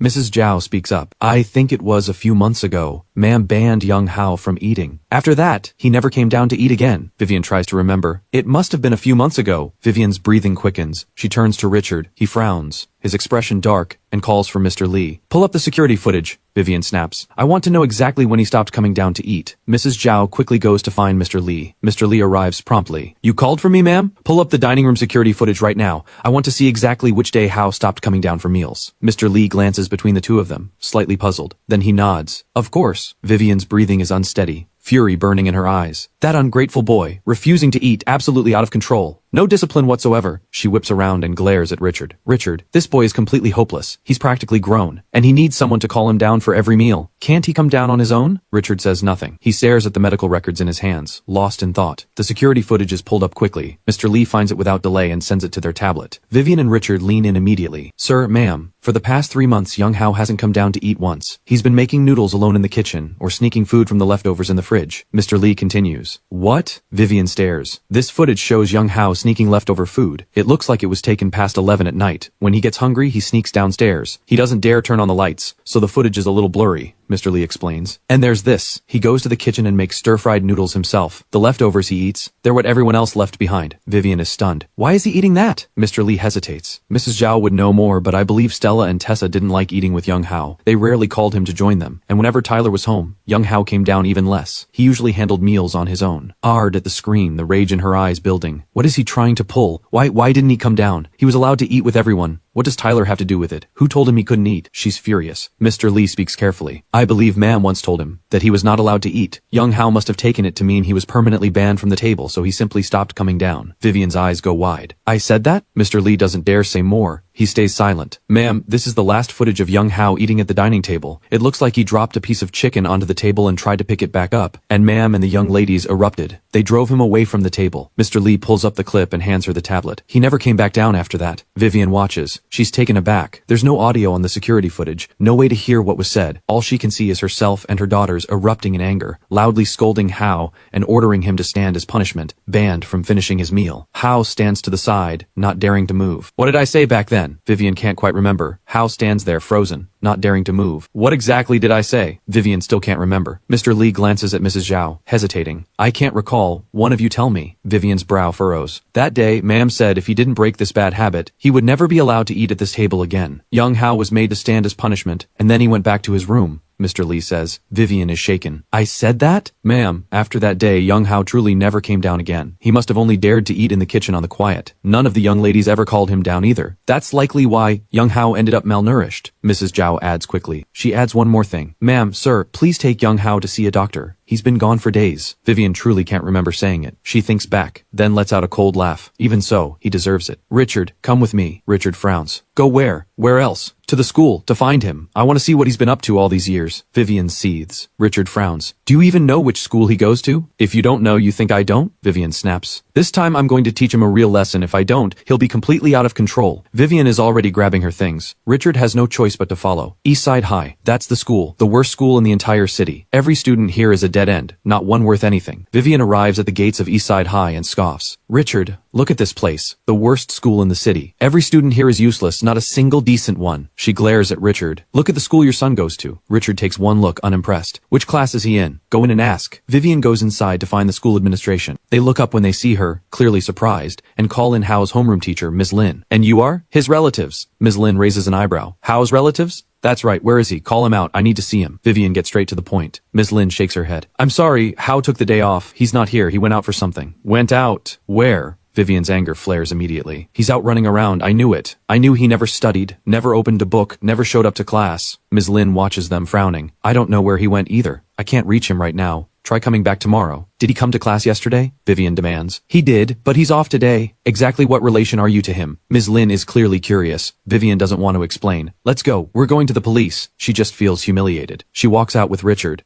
The police might not be able to find him right away either. We may have to wait until tomorrow. Call Rose, Richard says. Rose will know where he is. Vivian is too furious to hesitate. She pulls out her phone and calls Rose. Rose! Where on earth has Hao run off to? Rose is already on her way to find him. Yesterday she got Hao's address from the police and just drove to the location, only to find that Hao isn't there at all. She hears Vivian's question and answers quickly. Mom, Dad, don't go looking for Hao yet. Let me handle it. If I don't go after him myself, he'll think he can do whatever he wants. Vivian snaps. He's been gone for days. What is he even doing out there? Rose sighs. Mom, have you forgotten? You and Dad both signed the severance agreement. What? Vivian explodes. You and Dad both signed it, and Hao seems to be taking it seriously, Rose says patiently. Mom, you haven't forgotten, have you? Hao was an orphan. He grew up in an orphanage. What's your point? Vivian snaps. We signed a piece of paper, and now he thinks he can do whatever he wants? I'm telling you, Vivian says, even with that signature, he is not getting away from me. Rose presses on. Mom, what exactly do you want from him? You never gave him anything. No clothes, no allowance. What's the point of bringing him back? Rose can't hold back anymore. Are you trying to trap him inside this house forever? Vivian's anger surges. What are you talking about? The doctor already said it. Hao is malnourished. He had no food in this house, barely ate at all. I genuinely don't understand why you want him back, Rose says. She still can't bring herself to say it plainly. He is your brother. Of course we bring him home. You want him wandering the streets? He's young, full of bad habits. If we don't keep a close eye on him, he'll be completely out of control. I'm telling you, Rose, he is not going anywhere. He stays in this house, Vivian insists. He's been gone long enough this time. He's had his share of suffering. Then her voice sharpens. When I get my hands on him, I will make him pay. Rose listens and feels a chill sweep through her chest. She didn't expect Vivian to think this way. Once upon a time, she might have thought nothing of it, but now it sends ice through her veins and makes her skin crawl. Mom, how can you? Rose takes a deep breath. Tears are already pressing against her eyes. Why do you hate him so much? What did he ever do to you that you want him destroyed like this? What are you even talking about? He is your brother. I am doing this for his own good, Vivian rages. Where are you getting these ideas? Did Hao put you up to this? I'm telling you, Rose, every bad habit in that boy needs to be stamped out. Rose listens to this and almost laughs through her tears. I'm not coming home. And just like that, Rose hangs up. As for Vivian showing up later, Hao couldn't care less. Ms. Lin calls him too, and Hao has the school turn everyone away. There is nothing to discuss. He has no idea what they're thinking, coming here to find him like this. Hao waits out the day, and finally the banana price hits 2.3 yuan per pound. The group can't sit still. 2.3, that's more than double. Close enough, Derek says, grinning with excitement. Hao, let's sell now. Grace looks to Hao. The price hasn't hit the peak Hao had in mind, 2.5 per pound, but it's good enough for now. Peak price would require top quality fruit. Their bananas have been sitting for days now. They might not hold. The market window is closing fast. They have to move now if they want to make real money. Sell. Sell everything. Hao waves his hand. Let's go. I'll head to the wholesale market. I'll call the buyer. I'll get the truck. One call, and everyone springs into action. The whole group is buzzing, moving fast. More hands make light work. None of them are the type to overthink. When it's time to move, they move, decisive and sharp. Over 20,000 pounds of bananas, and they track down a buyer at the wholesale market in no time. The buyer knows exactly where the market stands. When he hears Hao has over 20,000 pounds,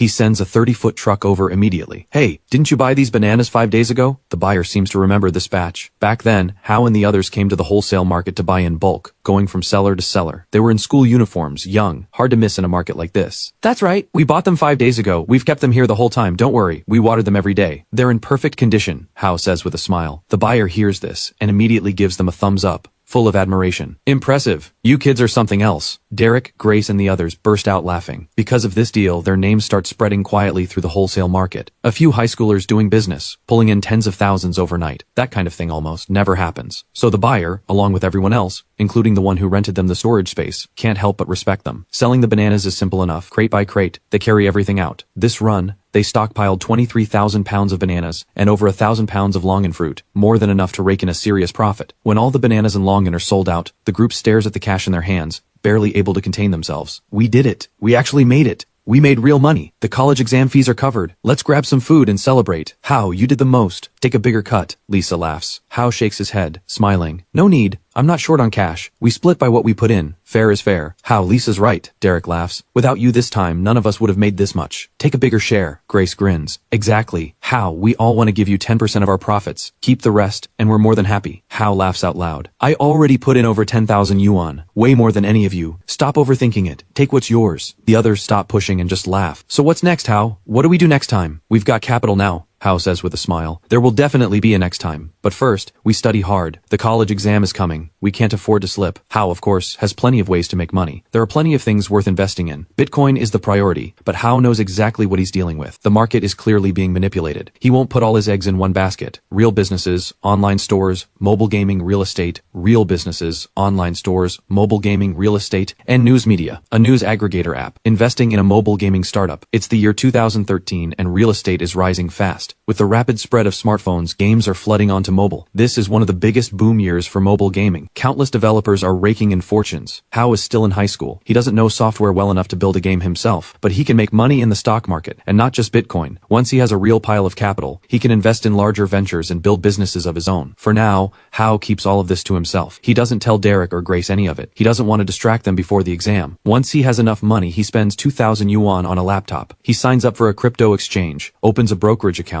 and sets the snowball rolling. Right now, the exchange hasn't been shut down yet. Bitcoin is still dirt cheap. Buying in isn't hard at all. In just one day, Hao receives his first Bitcoin through the exchange. Bitcoin is stored locally. The exchange is just a platform to trade on. As long as he buys and keeps it safe, it's his. And the price of Bitcoin doesn't just go up. It rises and falls, up and down, a roller coaster. As long as Hao can ride those swings, buying low, selling high, the profits will keep coming. 3 days have passed and the family still hasn't found Hao. Rose is getting anxious. They went to the school, but the school says they are not Hao's sisters or relatives. They went to the school to look for him, only to be told they have no relation to him. Hao has always been listed as an orphan. That shocks Rose. She turns to Vivian. Vivian lets out a cold laugh. If he's not at school, where else would he go? But she dodges the real question, likely out of carelessness or an unwillingness to acknowledge what Hao truly is to her. Looking back, the grandparents always said it was Vivian's negligence that allowed Hao to be taken away, handed off, and sent to the orphanage. The grandparents blamed Vivian bitterly, and there were terrible fights over it. Vivian had been carrying that rage ever since. When Hao was finally brought back, she was happy for the first few days, but gradually she grew afraid that Hao's presence would affect Tyler, so she kept her distance. In her heart, Tyler, brilliant, tall, and charming, was her real son. She held him like he was made of glass, afraid he'd shatter. Hao was the one she picked up off the street. And honestly, Rose used to feel the same way. Compared to Tyler, polished and well-mannered, Hao had nothing going for him. The sisters at home mostly adored Tyler and wanted nothing to do with Hao. They thought he was dirty and beneath them. If Rose hadn't gone through those records, she might never have understood what Hao's life in this house was really like. Vivian barely gave him anything, let alone a share of the family's name or fortune. That included Rose herself. None of them would have let Hao benefit from the Wang name. Rose feels cold all the way through. There's nothing she can do. Hao isn't at school. Rose has no choice but to contact the police. Vivian and Richard, meanwhile, have other things to attend to. They leave first. Vivian, in the end, hasn't forgotten that Hao is her biological son. Before she goes, she remembers. He is her blood. She tells Rose to contact her the moment Hao is found. Rose feels like she can't breathe. Hao has been missing for over 10 days now. 10 days without coming home. What could possibly be more important than finding him? Rose knows Vivian doesn't really care. Where do you think Hao went? Hannah asks. She came along. No idea. We wait for the police, Rose says. She has no other option. Hao should be at school, but the school won't let them in, afraid they'll disturb the students. Hao has told the school he has no family, no relatives of any kind. The school believed him. Ms. Lin just spoke to them directly. I have no record of Hao having any family. He has always been an orphan. Why are you pretending to be his family? You are not permitted on school grounds. You are absolutely not allowed to disturb our students during class. I've already told you, Hao is an orphan. Stop pushing. Vivian tries to argue with Ms. Lin anyway, but Rose steps in quickly and pulls her back before it escalates. Meanwhile, the police come through faster than expected. The officer tracks down footage and findings for them. This kid, he says, shaking his head with a hint of admiration. This high schooler is something else. We just made some inquiries. Apparently he rented a large warehouse near the East Side wholesale market to stockpile bananas and longan fruit.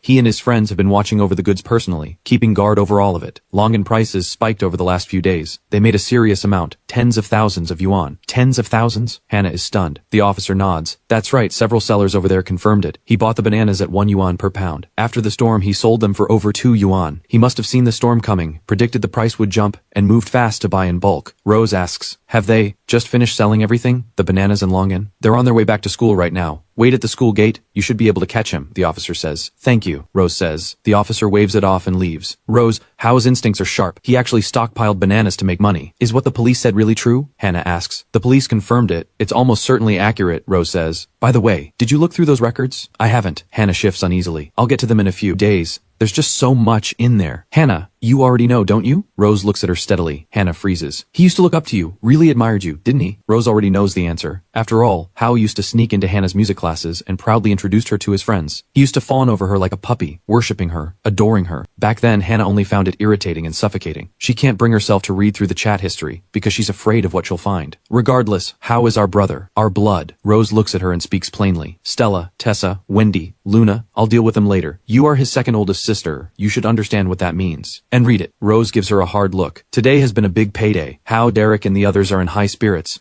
The group heads to the shopping street and each buys a pair of shoes and a new outfit. It has been a long time since any of them had money for clothes. This time, they let themselves splurge a little. The 4 of them head back toward Eastside High to catch the rest of the day. And just as they arrive at the school gate, Hao spots a luxury car parked just outside. 2 tall, elegant young women with their hair in buns step out of the car. They seem to have spotted him. Hao's brow furrows. A wave of disgust hits him. What do they want now? Derek, you guys head in first. I'll catch up. Hao turns and tells the others. Derek, Grace, and Lisa take one look. They get it immediately. Got it. When Rose spots Hao, she feels a rush of relief. She and Hannah quickly walk toward him. Hao, where have you been? Rose calls out. She sees him about to walk past her toward the school and steps in to block him. Hao, we've been looking everywhere for you. Come home with us first. Hannah stares at him too. Hao looks at Hannah, this pretty second sister of his. He thinks for a moment, then opens his backpack and digs around inside. He pulls out an old tape recorder and some cassette tapes and holds them out to Hannah. I figure you keep coming to Eastside High for a reason, and it's probably this. You're right, I shouldn't have kept it. He pushes it toward her. He presses it into her hands. You come all the way to Eastside High. It must be for this. Fair enough, I shouldn't have held on to it. He gives it to Hannah. Take it back. Hannah glances at it and feels a flush of shame. That's not why we came. Come home with us first. Not for this? Hao lets out a cold laugh. It's just a tape recorder and a few cassette tapes. I can get my own. Giving it back to you. That should settle things between us. Hannah is startled. That tape recorder and those cassettes. Vivian gave them to Hao shortly after he first came back to the Wang family. When Vivian gave them away, Hannah was furious. They were her tape recorder and cassettes, kept for years, filled with her own songs. Vivian took them and handed them to Hao, and Hannah complained loudly about it right in front of both of them. For 2 years, Hannah had been wanting that tape recorder back, afraid Hao wouldn't take care of something so precious to her. Now Hao is handing it back. Hannah suddenly feels sick inside. Hao, I'm sorry. Rose's eyes go red. She opens her mouth to speak. Don't. Hao cuts her off. Don't come here shedding crocodile tears. I know exactly what you're doing. You want to use me to score points with Tyler. That is not happening. I'm telling you both, stay out of my life, because karma always comes around. How can you talk to us like this? Hannah is shaken. How should I talk to you then? Get down on my knees. Hao stares at her, cold as ice. You think I've forgotten everything? This isn't the first time you've pulled this in front of Tyler. Hannah flinches. I didn't. We just want you to come back. Come home with us first. Come home? Hannah presses. We just want you to come back. Come home with us. Hao laughs, sharp and mocking. Hannah, are you out of your mind? Or do you just not have one? Why would I go anywhere with you? Who do you think you are? I'm telling you, every single thing this family has done to me, I remember. Every last thing. Don't think for a second you're walking away clean. Rose goes pale. Hao,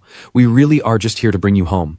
Mom and Dad are looking for you. You should come back with us. Hao stares at Rose. Rose, karma is coming for you too. Rose is struck silent. She stands there, frozen. Hao has nothing more to say. He steps around them and walks forward. Hannah immediately erupts. Mom and Dad are furious. You dare walk away? They told you to come home first. Hao turns back and laughs. Let me tell you something, Hannah. I have been an orphan my whole life. I've got nothing to lose. If anyone in this family tries to push me around, I won't back down. Listen carefully. I am an orphan. My family is gone. All of them, completely gone. They died 18 years ago. Hannah's whole body jolts. Her eyes go wide. Don't come looking for me unless you have to. The more you come, the more karma you bring on yourselves. None of you can escape it. Hao turns and walks away. Rose has gone white. She doesn't dare stop him. Her whole body is trembling. Hannah's face has gone pale. Hao walks straight into the school, and neither of them can follow. They both fall into a stunned silence. The air around them feels ice cold. Neither of them expected Hao to speak like that. They don't even know how they end up back in the car, both sitting in dead silence. The air feels frozen. They never imagined Hao could say those things. So cruel, so extreme, so full of hatred. This is nothing like the timid, shrinking boy he used to be in the Wang house. They still remember how Hao used to be, always smiling, always eager to please. Even when Vivian scolded him, he would still laugh it off and tell them he was fine. They remember the family trip last year. Stella hid Hao's phone, so he had no way to reach anyone. Then Tyler suddenly fell ill, and the family left Hao behind without a second thought, rushing Tyler to the hospital. Not one person waited for him. Hao walked over 10 kilometers alone, trying to find his way back. When the police finally brought him home, he still laughed and told everyone he was fine, that he had gotten lost, and he was sorry for worrying them. Back then, the sisters laughed at him for it. Now he is cursing them to their faces. How much despair must a person carry to say that his whole family is dead and gone? Rose can barely believe it. Hannah's expression is pained. He feels like a stranger, she says softly. Rose draws a quiet breath. Are you getting back on your own, or do I drive you? What? We're not going in to find him. Hannah is surprised. After all of that, what is there to find? Rose says flatly. I have things to do. Rose feels completely wrung out. She has no words left. Hannah goes quiet too. Read through those records, Rose finally says. Whatever you think, just read them. She starts the car, drops Hannah off at the mansion, then drives to the office. The records, she herself hasn't gotten through most of them. The further she reads, the harder it gets. She drives herself to work, and she too hasn't been able to finish. The closer she gets to the end, the worse it seems to get. Whatever Hao wrote there, it frightens her too much to continue. Maybe it's good that Hannah reads it too. Hannah stands at the gate of the Wang mansion, watching Rose drive away. A quiet panic rises in her chest. She has some sense of what Rose is talking about. She just can't bring herself to face it, and what just happened with Hao has shaken her to her core. He practically cursed every one of them to their graves. This is nothing like family. It feels like enemies facing each other. At least in Hao's eyes, that's exactly what they are. Hannah goes inside. The house is empty. Vivian and Richard are both out. Stella isn't home either. She's an actress and singer with her own schedule. Hannah goes to her room. She lies on the bed and tries to rest, but the unease won't let her settle. She picks up her phone and opens the message Rose sent her. There's a lot of it. Rose has already sorted it and put it together. Hannah glanced at it yesterday and stopped. She couldn't take it, but now she forces herself to read. Maybe they truly were cold-blooded, or maybe they just couldn't accept a brother like him.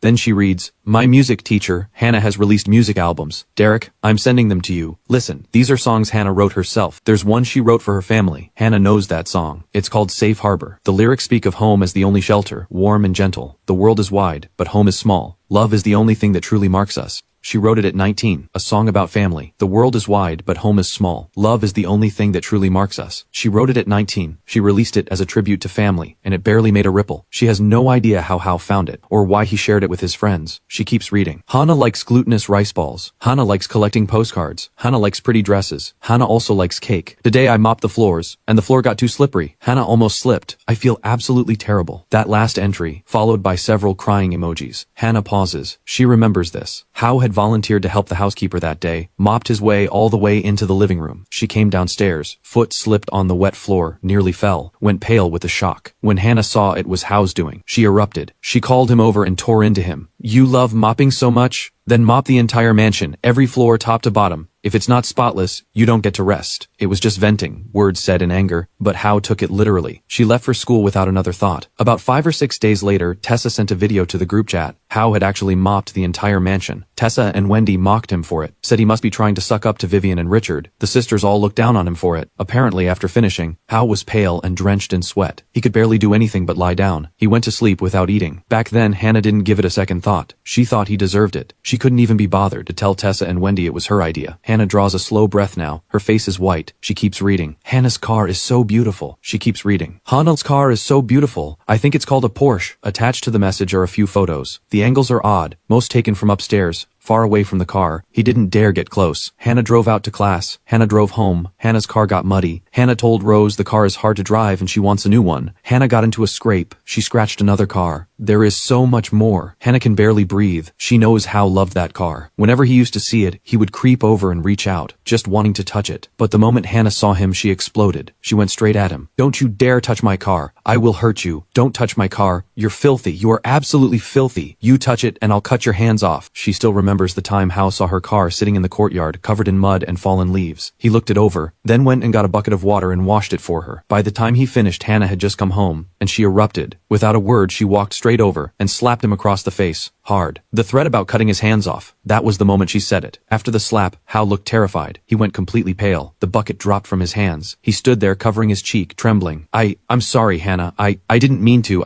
Your car was dirty. That has nothing to do with you. If you ever touch my car again, I will cut your hands off and throw them out for the dogs. Do you hear me? Do you? I hear you. Hao was shaking, his eyes full of fear, not knowing what to do with himself. Back then, Hannah felt satisfied. Now, reading this, Hannah feels like the air has been knocked out of her. Something squeezes hard around her heart. Then another message appears. It's Hannah's birthday. Derek, Mrs. Zhao told me today is Hannah's birthday. Hannah likes postcards and glutinous rice balls. Come with me to find some. We have to get her the best ones. Then, Hannah is having friends over for her birthday. So many people, all of them in the living room. But Hannah won't let me come inside. She told me to wait outside until they're done. Hannah suddenly remembers. Her body goes rigid. She forces herself to read the next line. It's pouring outside. So cold. When is Hannah? Because Hannah was hosting her friends that night. She had invited a whole crowd over. She told Hao he could not come home. He had to stay outside. That night, a storm hit. It was cold. Hao apparently sheltered in a small gazebo just outside the front gate and stayed there for most of the night. Hannah remembers that evening. They were in the living room singing, playing games. Loud and laughing, completely lost in it. She had forgotten entirely that a boy was outside in the rain waiting for them to finish. The reason she didn't want him inside, she was ashamed of him. She didn't want to introduce him to her friends. She was afraid he'd embarrass her. Hannah's eyes began to sting. Back then she didn't think she'd done anything wrong. He was dirty. He really was embarrassing. But looking back now, she can see what she planted. She, a graduate who had studied abroad, with all of that behind her. Hannah remembers she also slapped Hao once. It was the second time she had invited her friends over to the mansion. Hao suddenly appeared from the second floor. Her friends spotted him. They didn't know who he was and asked Hannah to introduce him. Hannah said he was the housekeeper's kid. She never admitted he was her brother. Hao seemed embarrassed by this. He didn't explain himself. One of the friends thought Hao looked young and decided to have some fun. She knocked a drink onto the floor and told him to clean it up, then pretended to accidentally spill another drink all over him. Hao didn't get angry. He just looked mortified. Seeing how he reacted, the friend laughed and said he had a good temper for a servant boy. After that, they ordered him to bring food and drinks, waiting on all of them while they ate and drank. Hannah felt humiliated, especially watching Hao smile and fawn over her friends like that. She snapped. She went straight to him and slapped him hard across the face. "Stay away from my friends. I'm telling you, you have humiliated me today. You were supposed to stay in your room. How did you even end up down here? Embarrassing. You are absolutely embarrassing. I have never seen anyone this pathetic in my life. I'm telling you, whenever I have people over, you disappear. I don't want to see you. Not ever." All she remembers after that is Hao standing there, completely pale, that same look of panic on his face, eyes flooded with fear.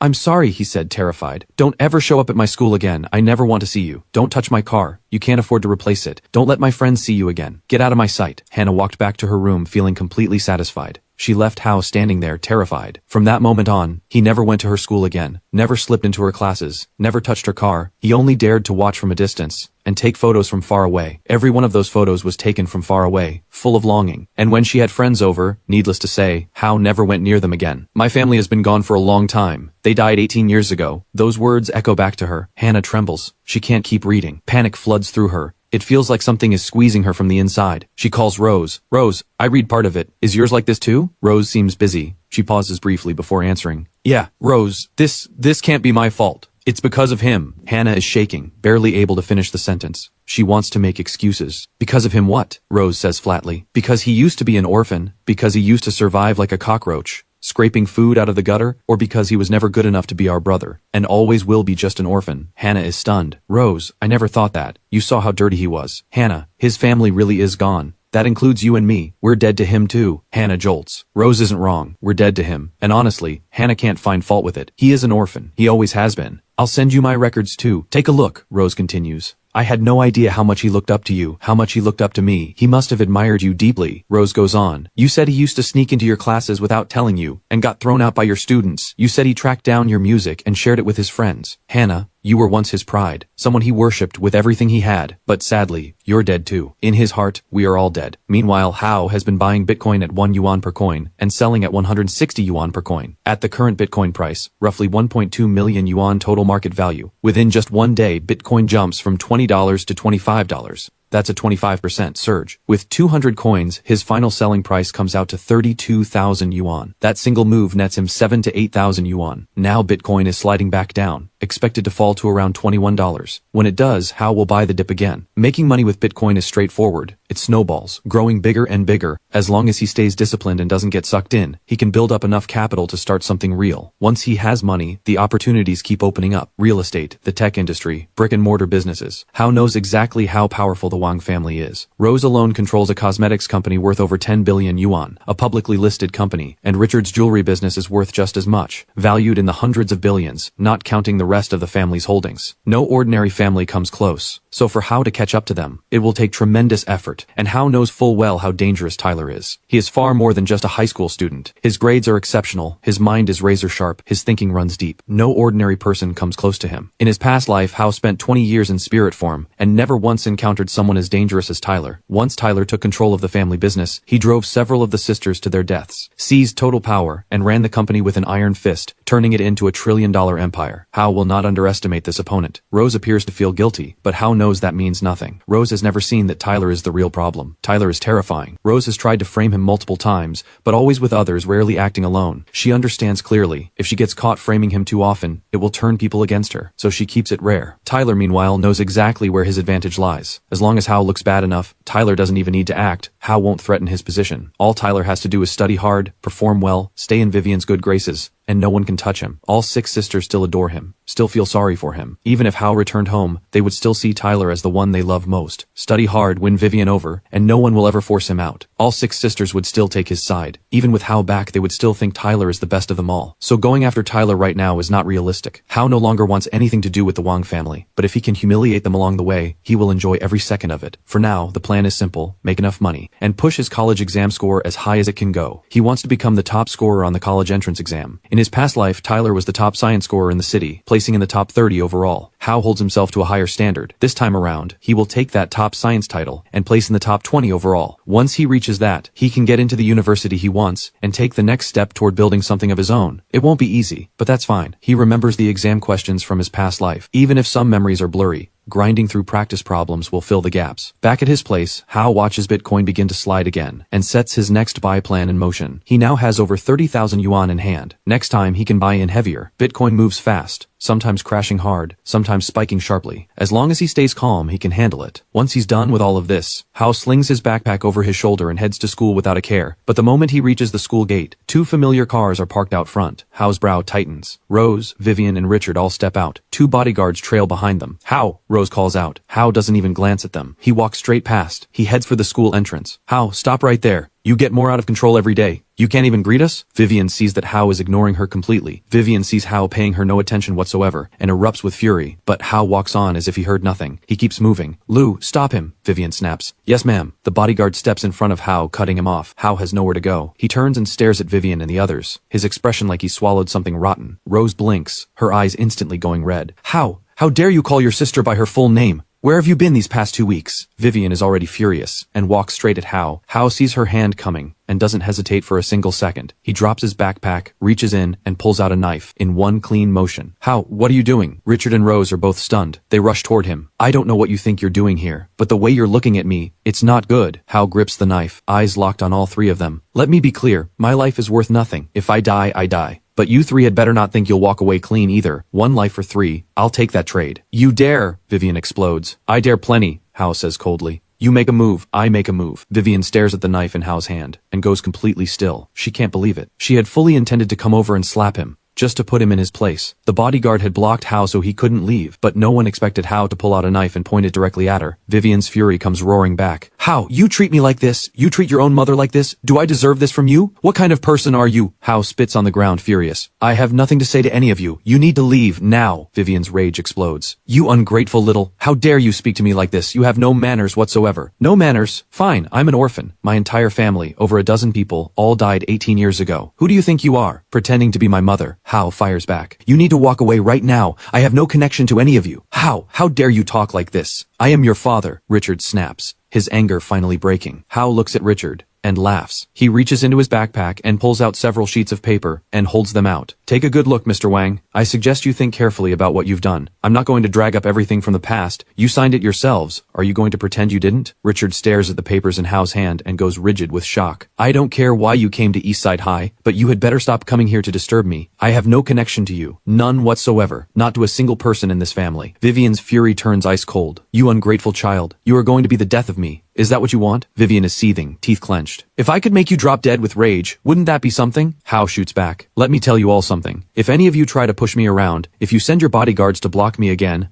I will not hold back. I have got nothing to lose. I will not think twice about putting this knife to use. Vivian is stunned into silence. How? Do you even hear yourself? You ungrateful. How dare you pull a knife? Whether I pull a knife depends on whether you try to hurt me. Vivian, you have hit me more times than I can count. I am done. Hao's voice is ice cold. Try it. I mean every word. You want to drive me over the edge? Vivian shakes with rage. Who's driving who over the edge? Hao erupts. I'm telling you, none of you are going to walk away from this clean. I can't come after you yet, because I'm not strong enough. But the moment I am, you had all better be ready. Every humiliation, every bit of mockery I have swallowed over these 4 years, I will return it 100-fold. Rose's whole body jolts. She claps a hand over her mouth. She almost breaks down right there. Richard is shaken too. He has never seen Hao like this. In the Wang house, Hao was always timid and small, eager to please everyone, never pushing back. Even when he was punished, even when the sisters turned on him, he never fought back. Sometimes Vivian would ban him from eating for an entire afternoon. And yet now, Hao has turned completely. The things coming out of his mouth, so cruel, so cold, leave Richard both stunned and furious. Vivian is even worse. She is shocked too, but far more enraged. That Hao would speak to her this way, that he would point a knife at her, is a direct challenge to her authority, a challenge to everything she is willing to tolerate. She cannot accept that this is happening. Hao, do you even know what you're saying? Vivian's expression goes cold and still. She stares at Hao through clenched teeth. Of course I know, Hao says, staring back without a trace of fear. I don't just know, I know it completely. I know it with absolute clarity. Every single one of you is my enemy.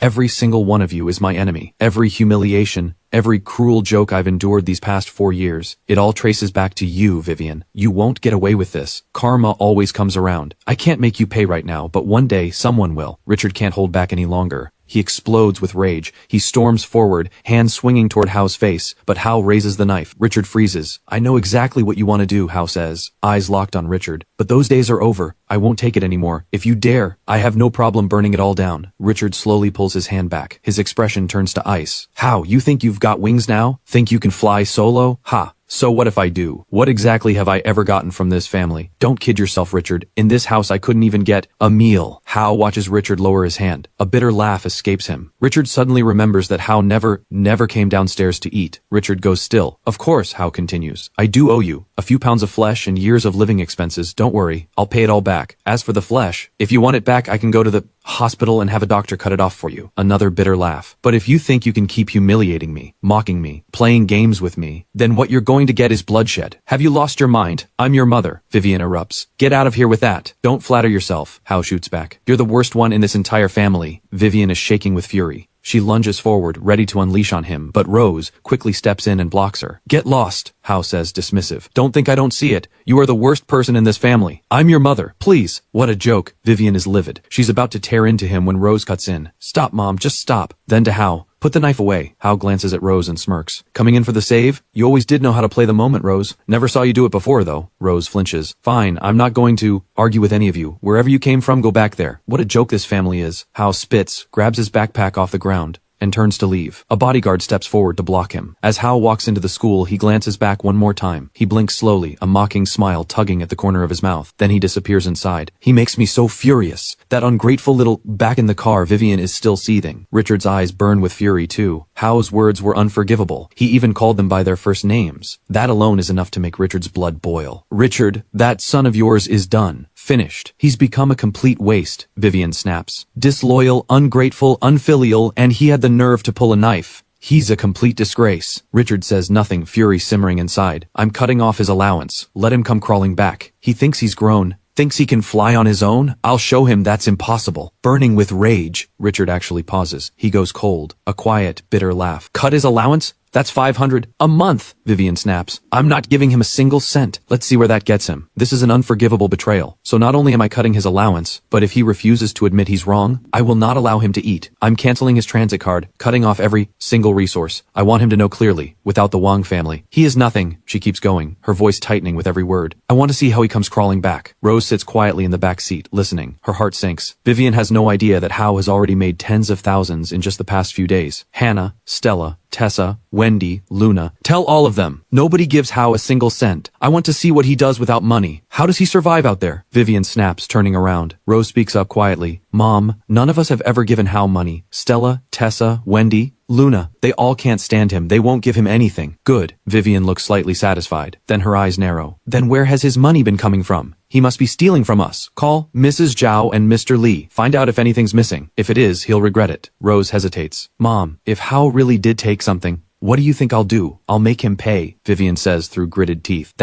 He has no discipline, no respect. If I don't rein him in, he'll completely spin out of control. This time I will bring him to heel. Rose goes cold inside. She doesn't even know if she should make the call. Absolutely out of control. Completely out of control. The angrier Vivian gets, the louder she gets. I'm calling Ms. Li right now. She yanks out her phone and dials. Hello, Ms. Li. Ms. Li, cut off Hao's allowance. Not a single cent. Let's see how he lives. Ma'am, Hao's monthly allowance is... Should I really stop it? Ms. Li sounds confused. What kind of question is that? I said cut it all off. Yes, ma'am. Ms. Li complies immediately. Still not satisfied, Vivian snaps. Get home now. I want Mrs. Zhao to go through everything. I refuse to believe I can't deal with him. The driver acknowledges and speeds back to the Wang mansion. Mrs. Zhao, Mr. Li, search every room right now. Find out exactly what Hao took, and whatever's in his account. Freeze it all. Mrs. Zhao and Mr. Li are both stunned, but they have no choice. They begin searching the house. Hannah, Stella, Tessa, Wendy, Luna. Did any of them say what he stole? Vivian turns to Rose. Rose sighs. Stella mentioned a missing ring a while back, worth around 50 or 60,000. Right.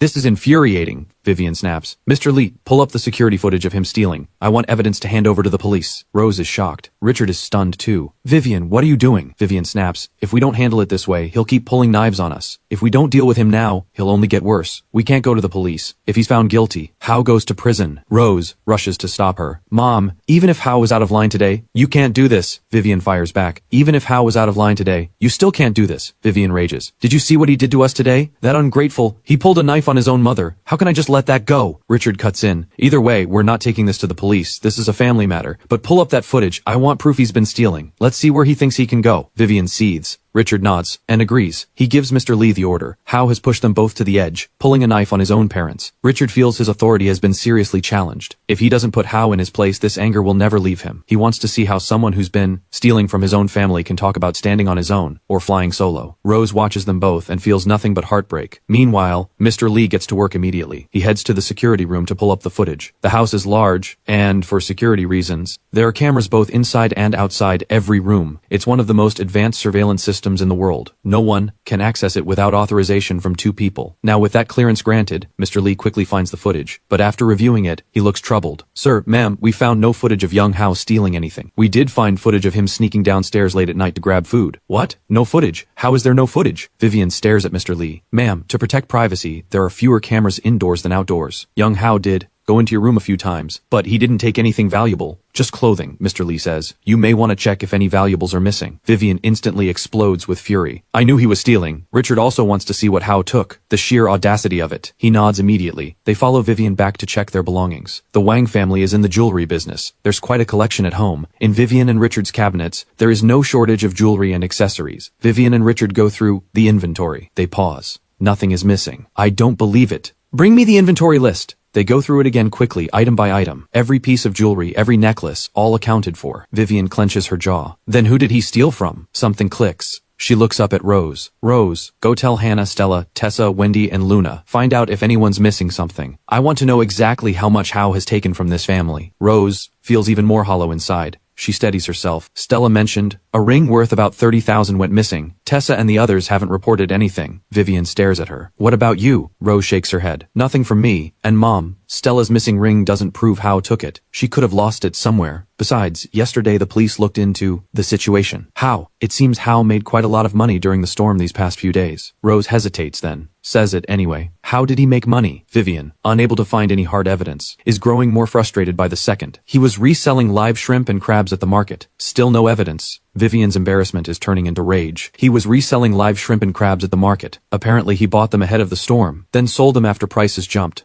Nearly doubled his money. I'd estimate he made tens of thousands. And a few days before that, he and his friends were stockpiling bananas and longans. The police say those prices more than doubled. Hao flipped the difference and made another tens of thousands. The moment those words land, both Vivian and Richard are caught off guard. In their minds, Hao has always been dead weight, someone who could never amount to anything, not compared to Rose or Hannah or even the youngest, Tyler. And now he's out here flipping goods for profit? This is from the police investigation. There's footage too. During the storm, he wasn't hiding. He was running around making money. Rose listens. He's found his footing. He really does believe he can stand on his own. Mom, this time I think Hao is serious. He's not coming back. Rose steadies herself. And if he doesn't, where exactly does he think he'll go? He makes a few thousand and suddenly thinks he's unstoppable? I'm telling you, without the Wang family, he is nothing. Vivian seethes through gritted teeth. He'll come crawling back sooner or later, and this time I will make him fall in line. Rose, is there something else you're not telling me? Richard has gone quiet. He studies Rose with a frown. Rose glances at him, pauses briefly, then shakes her head. Nothing else. Richard's frown deepens. Something tells him she's holding back, but she clearly doesn't want to say it, so he lets it go for now. Where is Hao staying? Has he rented a place? Something clicks for Vivian. Rose nods. He's renting a room on the outskirts of the city. Mr.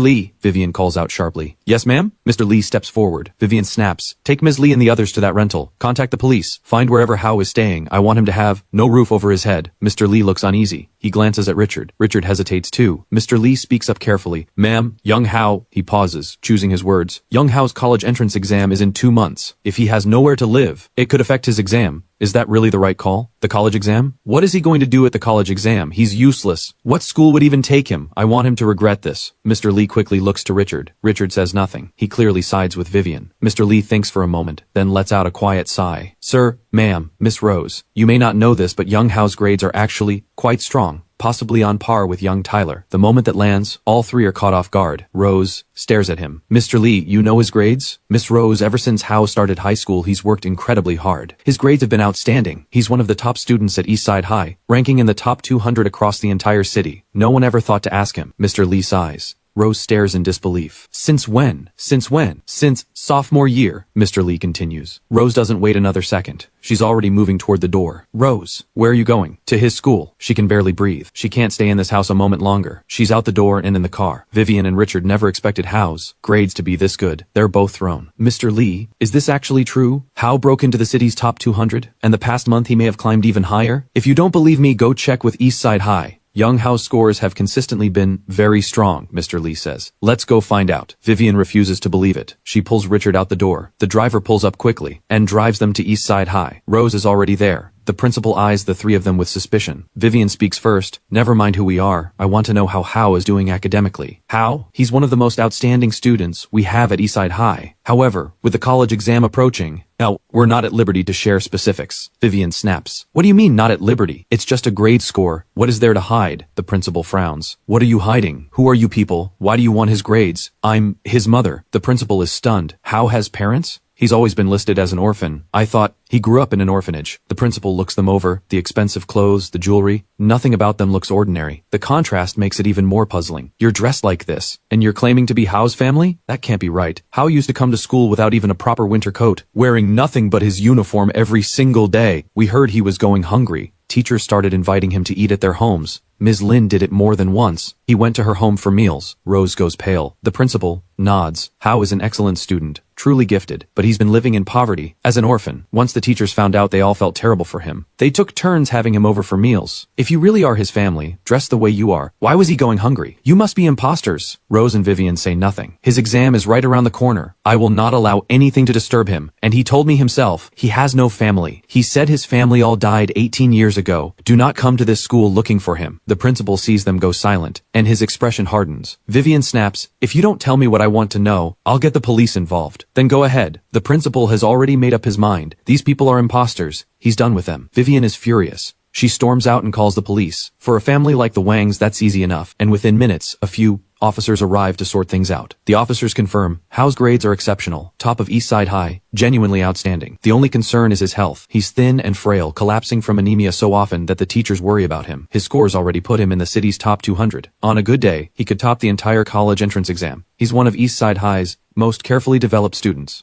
A strong shot at the country's top universities. With the officers present, the principal holds nothing back. The moment the words land, Vivian and Richard are visibly shaken. Still, I don't believe you're his family. If you really were his parents, how could you not know his grades? From his first year at this school, he's been among the very best. I've always been told he was an orphan. No parents. No one. Vivian can't take another word. She walks out of the office. Thank you, Rose says quickly and follows. They leave together. So what if his grades are good? He still pulled a knife on us. That is an unforgivable betrayal. Out on the steps, Vivian is still seething. Good grades don't mean anything. This time, I will make him fall in line. Rose says nothing. She doesn't know what to say. Let's go home. Tell Hannah, Stella, Tessa, and the rest. Not 1 cent to Hao. I want him to have nowhere left to turn. Vivian can't shake her rage. Rose looks to Richard. Richard speaks. Good grades don't make up for everything. Hao has no discipline. He pulled a knife on his own parents. What else is he capable of? Let's go home. We'll figure out how to deal with him. Rose had hoped her father would say something different. She didn't expect this. She doesn't know what to feel. Sometimes, blind prejudice really can destroy a person. Vivian will never admit she's wrong. In her mind, she never is. Hannah likes glutinous rice balls. I made her glutinous rice balls. I was hoping she'd let me touch that car of hers. That car is so cool. But Hannah didn't want them. She threw them in the trash. While Rose and the others are away, Hannah has returned to her dorm at school. She takes out her phone and scrolls through old messages. She remembers those rice balls. Hao had brought them to her more than once. She never wanted them. She threw every single one away. Back then, Hannah had heard that Hao showed up at Rose's office uninvited, and she found it disgusting. So she refused to eat anything from him. Looking back now, Hannah feels sick to her stomach. I heard Hannah's new song, Derek. Hannah wrote a new song. It's called Listening to the Sea. You have to hear it. It's incredible. Derek, Grace, I hope one day we can reach the same level that she has. I think Hannah is on the same level as Rose. They're both among the most extraordinary people I know. Hannah can picture exactly how Hao looked when he sent those messages, full of warmth and admiration, but back then, Hannah couldn't stand him. She thought he was beneath her. She had tried to get close to him a few times, and he'd shut her down every time. After a while, she stopped trying. She could only watch from a distance, and the car, she never dared go near it again. Hannah feels her eyes sting. She reaches up and wipes them. The tears won't stay back. She picks up her phone and calls Rose. Rose, what exactly did Hao do? Rose has just gotten back to the office. She hears the question. Hannah, what exactly did Hao do? Rose has just settled back at her desk. Hannah, Mom and Dad went to confront Hao. He refused to back down. He pulled out a knife and pointed it at them. They're furious. What? Hannah goes still. When did this happen? Just now, Rose says. And there's more. At Eastside High, nobody knew Hao had a family. Every teacher, every administrator assumed he was an orphan. No parents, no one, nothing to eat, no one at all. He couldn't get a meal at our house, so he ate at the school cafeteria. Teachers told us there were times Hao passed out from hunger. What? Hannah can't breathe. So these past few days I keep thinking, what was Hao's life actually like in our home? Why was he even there? Was it ever really his home? Rose's voice is flat. I don't know. I haven't asked Stella, Tessa, Wendy, or Luna, but Stella probably did worse. Maybe worse than you. I haven't figured out what any of this means yet, or why it all happened. You should think about it too. Hannah goes quiet. She sniffles. He always wanted to touch my car. I never let him. I know there was one time he secretly washed it for me. I didn't want him touching it, so I slapped him. He looked absolutely terrified. He panicked. Hannah keeps going. And there's more. Another time, I had a birthday party at the house. Friends came over, and I wouldn't let him come inside. He stood outside half the night. It was pouring rain. Freezing cold. He never came in. Mrs. Zhao told us later. He ran a fever for a full day and night before he recovered. Rose is quiet for a moment, then she speaks. We checked the security footage a few days ago. Hao hadn't eaten with us in a very long time. Maybe 3 or 4 months. Mom and Dad never even noticed he'd stopped coming downstairs. So what was he in our home? Hannah's tears spill over. Exactly. What was he? Rose murmurs. She doesn't have an answer. Meanwhile, Bitcoin surges again. Hao has bought over 200 coins, nearly 300, and sells them all. Another 20% gain. In just 2 days, his total assets hit 40,000. He had considered bringing Derek, Grace, and Lisa in on it, but he thinks it through and realizes he can't explain Bitcoin in a way that makes sense, so he keeps them out of it. He also doesn't want them getting too caught up in Bitcoin right now. The college exam is close. Studying has to come first. After selling this batch, Bitcoin's price starts falling again. Hao calculates how far it will drop and plans to buy back in. If everything goes as expected, Bitcoin is about to spike hard. This next surge could hit 80% or more. If he goes all in, the payout will be massive. So Hao stays busy watching the market, making trades, or grinding through practice exams. No time for anything else. The second monthly practice exam before the college exam arrives,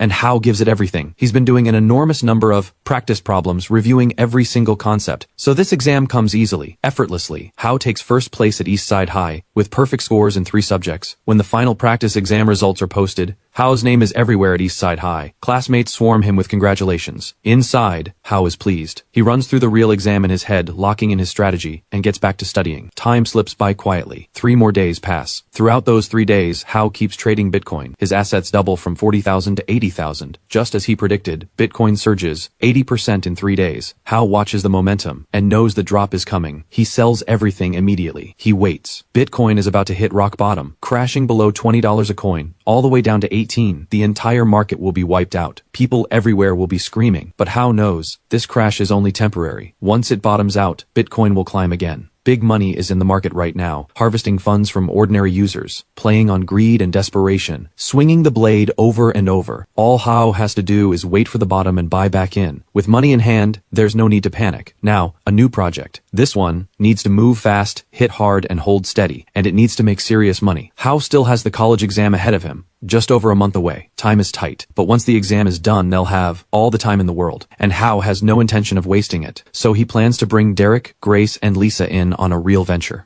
Right now, I'm sitting on 80,000, and if I play it right, within a month, I could be looking at my first 100 million. Or, at minimum, my first million. By the time the exam is over, I should have around 3 million. With that kind of capital, they can start doing something real. Real estate is out. 3 million is nowhere near enough. Mobile games are out too. Too crowded. Not the right lane for the 4 of them. But there's another option. Electric vehicles. Over the next 10 years, that industry is going to explode. Once Tesla enters the Chinese market, countless new EV companies will emerge. It's 2013. The window for electric vehicles is opening. But to actually build something serious in that space, you need hundreds of millions, maybe billions. With just 3 million to invest, they wouldn't even make a ripple. So what's the move? Something that scales fast. Ideally, something that can spread everywhere and hit a market value of 5 billion or more within a year or two. Hao stays up all night, crossing out ideas that won't work yet. They're still in high school. He needs something that won't drain everything they have, but still has the potential to make real money. Then it hits him. Hao lights up. He writes down 2 words. Bike share. In 2013, that is a completely new concept, and one with the power to blow up fast and put serious money in Hao's hands. Shanghai already has a bike share program, but it's government-run. Private players are almost non-existent. It's still dominated by the public sector. But with mobile internet expanding at breakneck speed, private bike share won't take off until 2014. Right now, almost no one believes it can work. But bike share isn't just about ride fees. There's also the deposit model. Deposits pile up fast. A single bike costs as little as $200 to $300 to manufacture, but each user pays a deposit of $299. As long as you hold those deposits, the money never stops coming. Whether you put it into real estate or Bitcoin, you can turn a massive profit. And on top of that, once there's enough capital, they can ride the EV wave too. Hao's pulse quickens. He circles bike share on his list. This is the one. He marks it for serious study. Shanghai is a global city with a highly educated population. And within the city, there are over 60 universities, college students everywhere. Mobile internet has been growing like wildfire. The infrastructure is already there. Launching a bike share is very doable. Hao can start with a pilot near Eastside High. See how it performs. If it works, they scale up, find investors, find angel investors, grow fast. With the plan taking shape, Hao rounds up Derek, Grace, and Lisa. The college exam is almost here, and we're going to need money for university. We can't just coast. I'd estimate at least 10,000 a month once we're enrolled, so I'm with you. Grace and Lisa both nod. They know exactly why Hao called them together. Hao smiles. I do have an idea that can make us real money, but this one's a little different from what people expect. Most people would pass on it. There's a chance we take some losses early on. But if it works, we walk away with everything. What kind of project? Derek jumps in. Hao, we've each got maybe 10,000 right now. Is that enough? Lisa asks. It's enough. I have capital, and we still have over a month to plan. I'm expecting to put in around 3 million, Hao says. I brought you all here because I want to do this together. We all eat. Hao, just tell us. Whatever it is, we trust you. That's right. We trust you, Grace says. Hao smiles. We're launching a bike share program in Shanghai. Bikes for everyday people to ride and push the city toward greener transportation. Bike share? All 3 look surprised. Yes, I've thought it through. Here's how it works. We put bikes out there. We've run the numbers. Each bike costs around 300 to produce. Anyone who wants to use one pays a deposit of 299. Once the deposit is paid, they can ride. 1 yuan per kilometer. The more users we have, the more money keeps flowing in. Non-stop. 1 yuan per kilometer. And with enough users, the income never stops. Ride fees and deposits rolling in constantly. Hao keeps smiling. Once we hit the right size, we go find angel investors. The 3 of them are floored. Derek stares. How? Can this actually work? What if someone just rides off and keeps the bike? We keep the deposit. We barely lose anything. And I've run the numbers. Shanghai has dozens of universities, educated, responsible people everywhere. Most people won't steal a bike. And the city's surveillance cameras are everywhere now. Bike theft is rare. Hao smiles. Run this right and we succeed. This is the fastest path to serious money. Derek frowns. What if nobody uses it? We'd be taking a loss. Nobody uses it? Derek, say you're heading to the market, don't want a cab, and there's a bike right there. Would you use it? 1 yuan per kilometer. Would you or not? Hao stares him down. Derek opens his mouth. He can't argue. Does carry some risk. If someone steals a bike, we lose a few hundred per unit. Or if city inspectors impound bikes, we take a hit. But as long as we're useful, we'll make it work. Losing a few dozen bikes doesn't break us. What matters is that we're making life easier for people. Easier for everyone. Hao looks around at the group and keeps going. As long as deposits keep stacking up, this thing snowballs. Bigger and bigger. Until we've covered all of Shanghai. Lisa nods. Bigger and bigger. Exactly. And once we have scale, most users won't pull their deposits. As long as they're riding our bikes, they need the deposit to stay active. No deposit, no ride. So as long as they keep using it, they won't ask for it back. Hao smiles. Once we reach a certain scale, we bring in angel investors. Then deposits stop being a concern entirely. By that point, each of us will be holding serious money. Hearing this, Derek, Grace, and Lisa can't help but feel the excitement rising. Bike share. Honestly, none of the three of them fully understand it yet. The concept isn't totally clear to them, but that's okay, as long as Hao understands it. He's putting up most of the money anyway. They don't have much to contribute, so as long as they follow Hao's lead, they'll be fine. Of course, before launching, they need to run a proper pilot. To limit losses, they need high traffic areas first, and also, spots where the crowd tends to be responsible. Hao zeroes in on the right zone quickly. University clusters and tech company hubs. Drop bikes right outside campus gates. The first batch won't be massive, around 5,000 bikes, but if the results are good, and deposits roll in strong, they scale up. College students are quick to embrace new ideas. Hao moves with Derek and the others. They quickly identify 6 or 7 locations that fit the criteria. Next up, finding a bike manufacturer to place a custom order. They lock in the zones. A supplier needs to be contacted, and once the supplier is confirmed, they wait for the capital to come through, and then they can go pick up the bikes directly. Last step, register the company, hire 2 developers to build the app, and then they're ready to launch. One step at a time, one move at a time. Hao and the others stay busy, while keeping a close eye on Bitcoin. Right on schedule, just 3 days later, the price crashes again. Fortunes are wiped out, the screaming is everywhere, and the backlash against Bitcoin starts spreading fast, people piling on calling it a scam, worthless, a trap. While everyone runs away, Hao walks straight in. He puts in 80,000 without hesitating, and waits. He waits 3 more days, and sure enough, the price climbs back, higher than before. Hao watches, reads the momentum, decides it's time, and sells everything. This round nets him nearly 60,000. His total is now 140,000. Over the next month, Hao repeats the same playbook over and over. Buy low, sell high. His assets climb fast, from 140,000 to 180,000, then 230,000, 350, 470, 620, 810,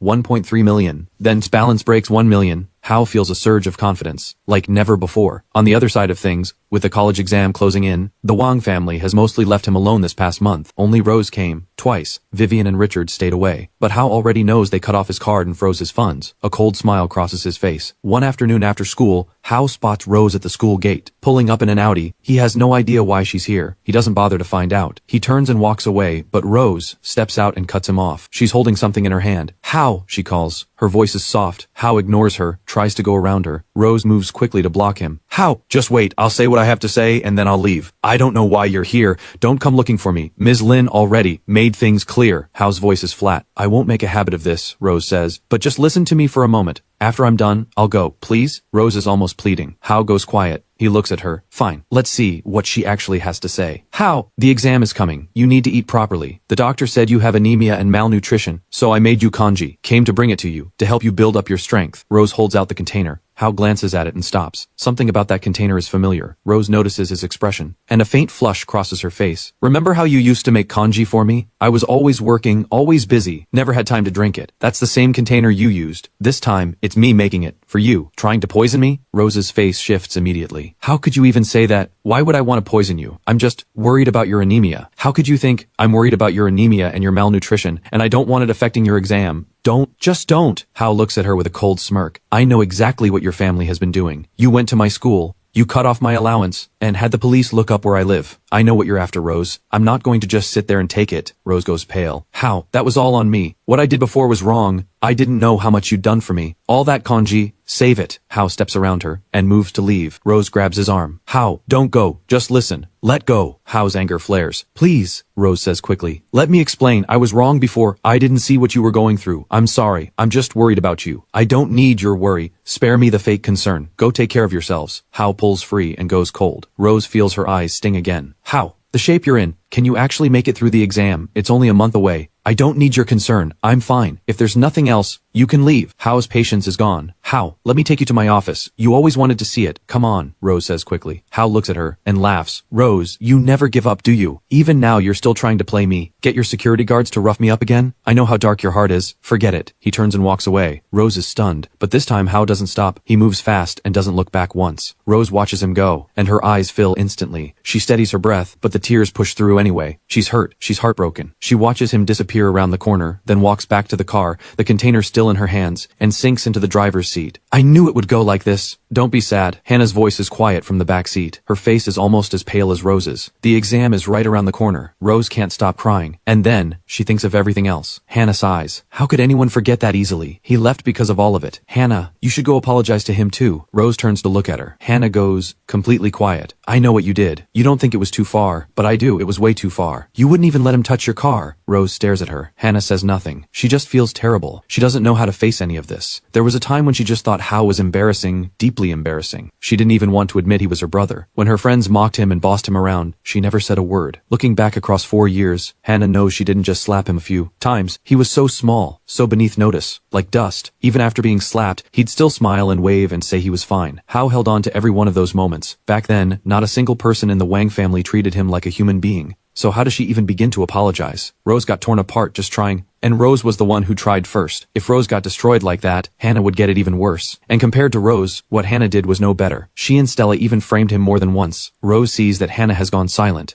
and doesn't push further. She goes into East Side High, finds Ms. Lin, Hao's homeroom teacher, and hands her the container she brought, and asks her to give it to Hao. With the exam so close, Rose is terrified he'll collapse again. She doesn't say much more. She starts the car and drives home. Back at the house, eat up, Tyler. Start with this. Mom got this especially for you. Deep sea fish oil. It's good for memory. Finish all of it. And this too, ginseng and seahorse broth. Drink the whole thing. It helps with fatigue. I heard from your teacher that your scores have slipped a little lately. This last practice exam didn't go as well. Probably because you haven't been eating properly. You've been pushing so hard. Eat well tonight and get it all back. Rose and Hannah have just walked through the door and find the living room full. Vivian has clearly spent the afternoon preparing a full pot of tonics and is making sure Tyler finishes every drop. These supplements are expensive. Vivian had them specially sourced and has Mrs. Zhao prepare them for Tyler whenever exam season comes. In the past, Rose would have thought nothing of it. The sisters all had these growing up. Tyler getting them now makes sense. It's only natural. But right now, Vivian seems to have completely forgotten that her other son couldn't even get a meal in this house, let alone anything like this. Mrs. Zhao and Mr. Li had mentioned it themselves. Hao used to sneak downstairs to eat whatever leftover scraps he could find, terrified someone would catch him and scold him for it. Rose stands there and feels sick all over. Hannah glances at Rose, sees the red in her eyes, and knows exactly what she's thinking. The same feeling hits her too. Rose, Hannah, you're back! Tyler looks up from the fish oil and collagen supplements, and his face lights up. Rose takes a slow, deep breath, walks in, and greets him. Tyler, how's the prep going? Feeling confident? Tyler smiles. Pretty good. I've covered a lot of ground. I just want to do well. I'm trying not to put too much pressure on myself. Vivian jumps in, her face full of warmth. Just go in with a calm heart. And even if it doesn't go perfectly, that's okay. This family doesn't need a college degree to get by. I know, Mom. I'll still give it everything I've got, Tyler says. Vivian smiles with pure adoration. Good. You've always been hardworking and talented. As long as you give it your best, you'll do great. You've got one more month. Lean on your sisters for advice on managing the pressure. And remember, don't tense up during the exam. Got it. I'll ask Rose and Hannah for tips. Tyler nods eagerly, the picture of an obedient son. Rose watches, and the sadness deepens. She can't stay in this room. She heads upstairs. Hannah follows right behind her. Rose, are you okay? Hannah's eyes are full of worry. Rose, eyes red, steadying herself. Hannah, do you actually believe Hao is their biological son? Hannah's expression freezes. Hannah, do you really think Hao is their own flesh and blood? Hannah goes still. I know Mom makes these tonics, and both of us grew up having them. But Mom seems to have forgotten that Hao has an exam too. He couldn't even get a meal. Rose's voice breaks. And now his allowance is completely cut off. Why? Hannah feels it too. Why? She thinks for a moment. Rose, Mom just loves Tyler more. Look how easy he is. And now I think Mom genuinely hates Hao after the knife. Who wouldn't? But still, he's her own blood. How can she be this cruel? Tears run down Rose's face. I understand him now. I know exactly where his despair comes from. Hannah looks wrecked and doesn't know what to say. And then there's Stella. What Stella did was even worse. Rose is crying as she speaks. Hannah, do you know what Stella did? Hannah winces. Rose, Stella was always, there was this one time she took Luna, Tyler and Hao to an amusement park and deliberately left Hao there and only brought Luna and Tyler home. Rose can't bring herself to look at what Stella has actually done. But the truth is, it's just as Hannah says, and then some. What Stella did is chilling. There was one time when everyone was out, and only Stella and Hao were home. Everyone else was at work. Stella wasn't feeling well, resting in the living room. Then suddenly she spiked a high fever, her body convulsing, foam at her mouth. Hao saw it and panicked. He carried Stella and ran for several kilometers, until he collapsed himself at the hospital. And when Stella was brought back by the doctors, she immediately turned on Hao. She screamed at him, said he had touched her, made her feel disgusting, and claimed that because he carried her all that way, she got so sick. Rose had heard parts of this story. Stella even blasted Hao in the group chat, said he ruined her image. Stella believed Hao was there to steal the family inheritance, and there were multiple times she caught Hao sneaking around. She even saw him slipping into their mother's room. Hannah says, that's probably why Stella hated him so much. Have you talked to Stella about this? Rose asks. Hannah shakes her head. Rose's face tightens. Knowing Hao's personality, this is a lot to take in. Should we even tell Stella? Hannah looks at Rose. Telling her now probably won't do anything. Didn't you say she's still enjoying this? Rose wipes her nose. Honestly, for Hao's sake, maybe it's better he doesn't come back. Hannah stares. Rose, we failed him. I'm the eldest. The eldest sister is like a mother, and I never once said a single word in his defense. I never did anything for him. How many times did he want to come see our office? I always said no. Security turned him away every time. Hannah goes silent. You too, Rose says, looking at her. You're the second oldest. You're not much better. You wouldn't even let him touch your car. Not once. Hannah doesn't know what to say. There's a pressure in her chest she can't release. I don't know what Mom and Dad are thinking. Let's just see how things go. Rose doesn't want to say more. The more she talks, the heavier the guilt gets. Hao was right. Karma always comes around. It always does. Rose, are you in your room? Mid-conversation, Vivian's voice comes from outside the door. I'm in here. Rose quickly wipes her eyes and goes to open it. Vivian must be done with Tyler for now. Stopping by on her way. Tyler still has practice papers to get through. Half a month ago, Vivian posted a message in the family group chat. Everything in this house is to be centered around Tyler's college exam. Nothing is allowed to disrupt Tyler's preparation. So both Vivian and Richard have stayed quiet about Hao. With their biological son in the picture now, things are sensitive. Neither of them wants Tyler to feel like an outsider, so they lean toward him as much as possible. Mom, what brings you up? Rose steps forward to greet her. Hannah is here too. Good. Saves me a trip to find you both. Vivian steps in, sees Hannah, and nods. Tyler's gone to do his practice papers. Vivian nods, her face soft with concern. He's been working so hard lately. I think the recent situation at home distracted him. His chemistry score took a hit. I told him to steady himself, stop overthinking, and aim to outperform on the real exam. Rose and Hannah exchange a glance. Neither speaks. Rose, Hannah, see if the two of you can take a few days off this month to help tutor your brother. Especially you, Hannah. You went to university. Vivian looks at Hannah. I heard quite a few professors from High University helped write this year's college entrance exam. You have connections there. See if you can find out anything about the questions. Hannah freezes, then quickly speaks up. Mom, the exam questions are classified. You can't just ask around about something like that. You don't need the exact questions. Just get a feel for what topics they're focusing on this year. Once we know the general direction, we can tailor Tyler's tutoring, Vivian says firmly. Hannah has no way out. She sighs. Fine, I'll reach out to a few people and see what I can find. But if nothing comes up, don't blame me. Vivian waves her off. Besides, your schedule at the university. You don't have many classes right now. Take a few days off and come home. Then she turns. Rose, same goes for you. Put the company stuff on hold. Tyler's exam is the only thing that matters this month. Rose pauses. Mom, I can help tutor Tyler. But what about Hao? You haven't forgotten he has the exam too, right? Vivian stiffens. Why are you bringing up that ungrateful wretch? Every time someone mentions him, I lose my mind, Vivian snaps. Rose pushes carefully. Mom, you've been making all these tonics for Tyler. Imported ones too, at a serious cost. Shouldn't Hao get some too? His health isn't great either. Him? Deserve these? Vivian scoffs. Rose,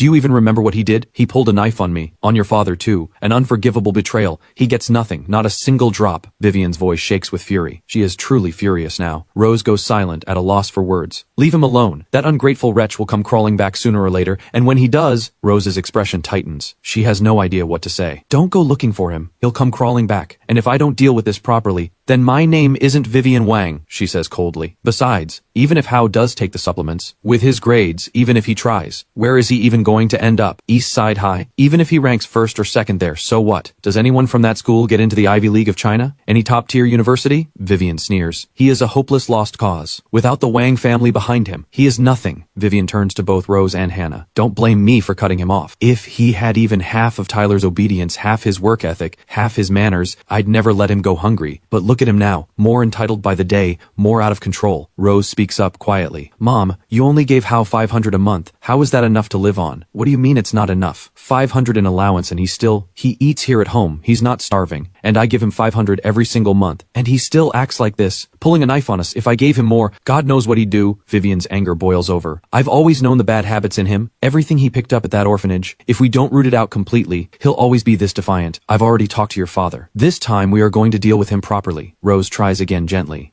But we can't just gamble with his future. If Hao fails the exam, what happens to him? Rose wants to say more. So what if he fails? Vivian cuts her off. He brought it on himself. Then her eyes narrow. Rose, have you been going to see him again? Vivian stares at her. Rose hesitates. Have you been seeing him? Vivian presses, eyes fixed on Rose. Rose hesitates again, then gives a small nod. I knew it. Otherwise he would have come crawling back by now. Let me be clear, Rose. You are not to go looking for him anymore. I want to see just how long he can hold out, Vivian says with a cold smile. Hannah jumps in. Mom, Rose is just worried about Hao's exam. You said it yourself in the group chat just 2 weeks ago. The exam comes first, and Hao also has an exam too. Vivian fixes her with a withering look. With his grades, what is he going to score? Nothing worth celebrating. I've said it before, do not put any hope in him. When I said to prioritize the exam, I meant for you all to focus on tutoring Tyler. Tyler doing well is all that matters right now. As for Hao, I have my ways. Hannah gently adds, maybe Rose just wants to tutor Hao a little too. Vivian laughs, but there's no warmth in it. She turns and looks at Rose with sharp amusement. Rose, why are you wasting your energy on this? I know what you're worried about, but if Hao were even half as good as Tyler, I wouldn't be this angry. Just look at what he's done. Running off, doing God knows what. Gone for a whole month. That ungrateful wretch doesn't deserve any tutoring. Rose listens in silence. Her heart sinks. She already knows Hao's grades at Eastside High are actually quite good, but Vivian is still blinded by her contempt for the school. In Vivian's mind, Eastside High is a third-rate school. Nobody worth anything could come out of it. Whatever the school's principal told her, she has clearly thrown it out of her mind. She decided it was all lies. With the exam coming up, she wants nothing to interfere with Tyler's preparation. She doesn't want Rose distracted either. As the exam draws near, nothing messy is allowed to get in the way. Rose can't hold back anymore and asks the question. Vivian blinks, then scoffs. You think I haven't asked? That ungrateful wretch looks nothing like me or your father. Nothing like any of you either. But we've had it tested. Multiple times. Every doctor confirmed it. We even had it verified abroad. If he's really our blood, then he should be able to do well. Rose struggles to find the words. Then why did you bring him back at all? If he's truly ours, then of course we bring him home. What? Just leave him out there on the streets? Vivian snaps. Let me tell you something, Rose. Hao is full of bad habits that run deep. Right now, I am saving him. I am teaching him. And if he refuses to learn, then he doesn't deserve to be a Wang. He's a hopeless lost cause. Rose and Hannah fall silent. Neither of them has anything left to say. Vivian presses on. Take extra days off this month and come home. Every evening, tutor Tyler as much as you can. Go over problems with him. And another thing, tell Stella, Tessa, and Wendy to come back too. All of you sisters are going to help Tyler ace this exam. Rose and Hannah nod.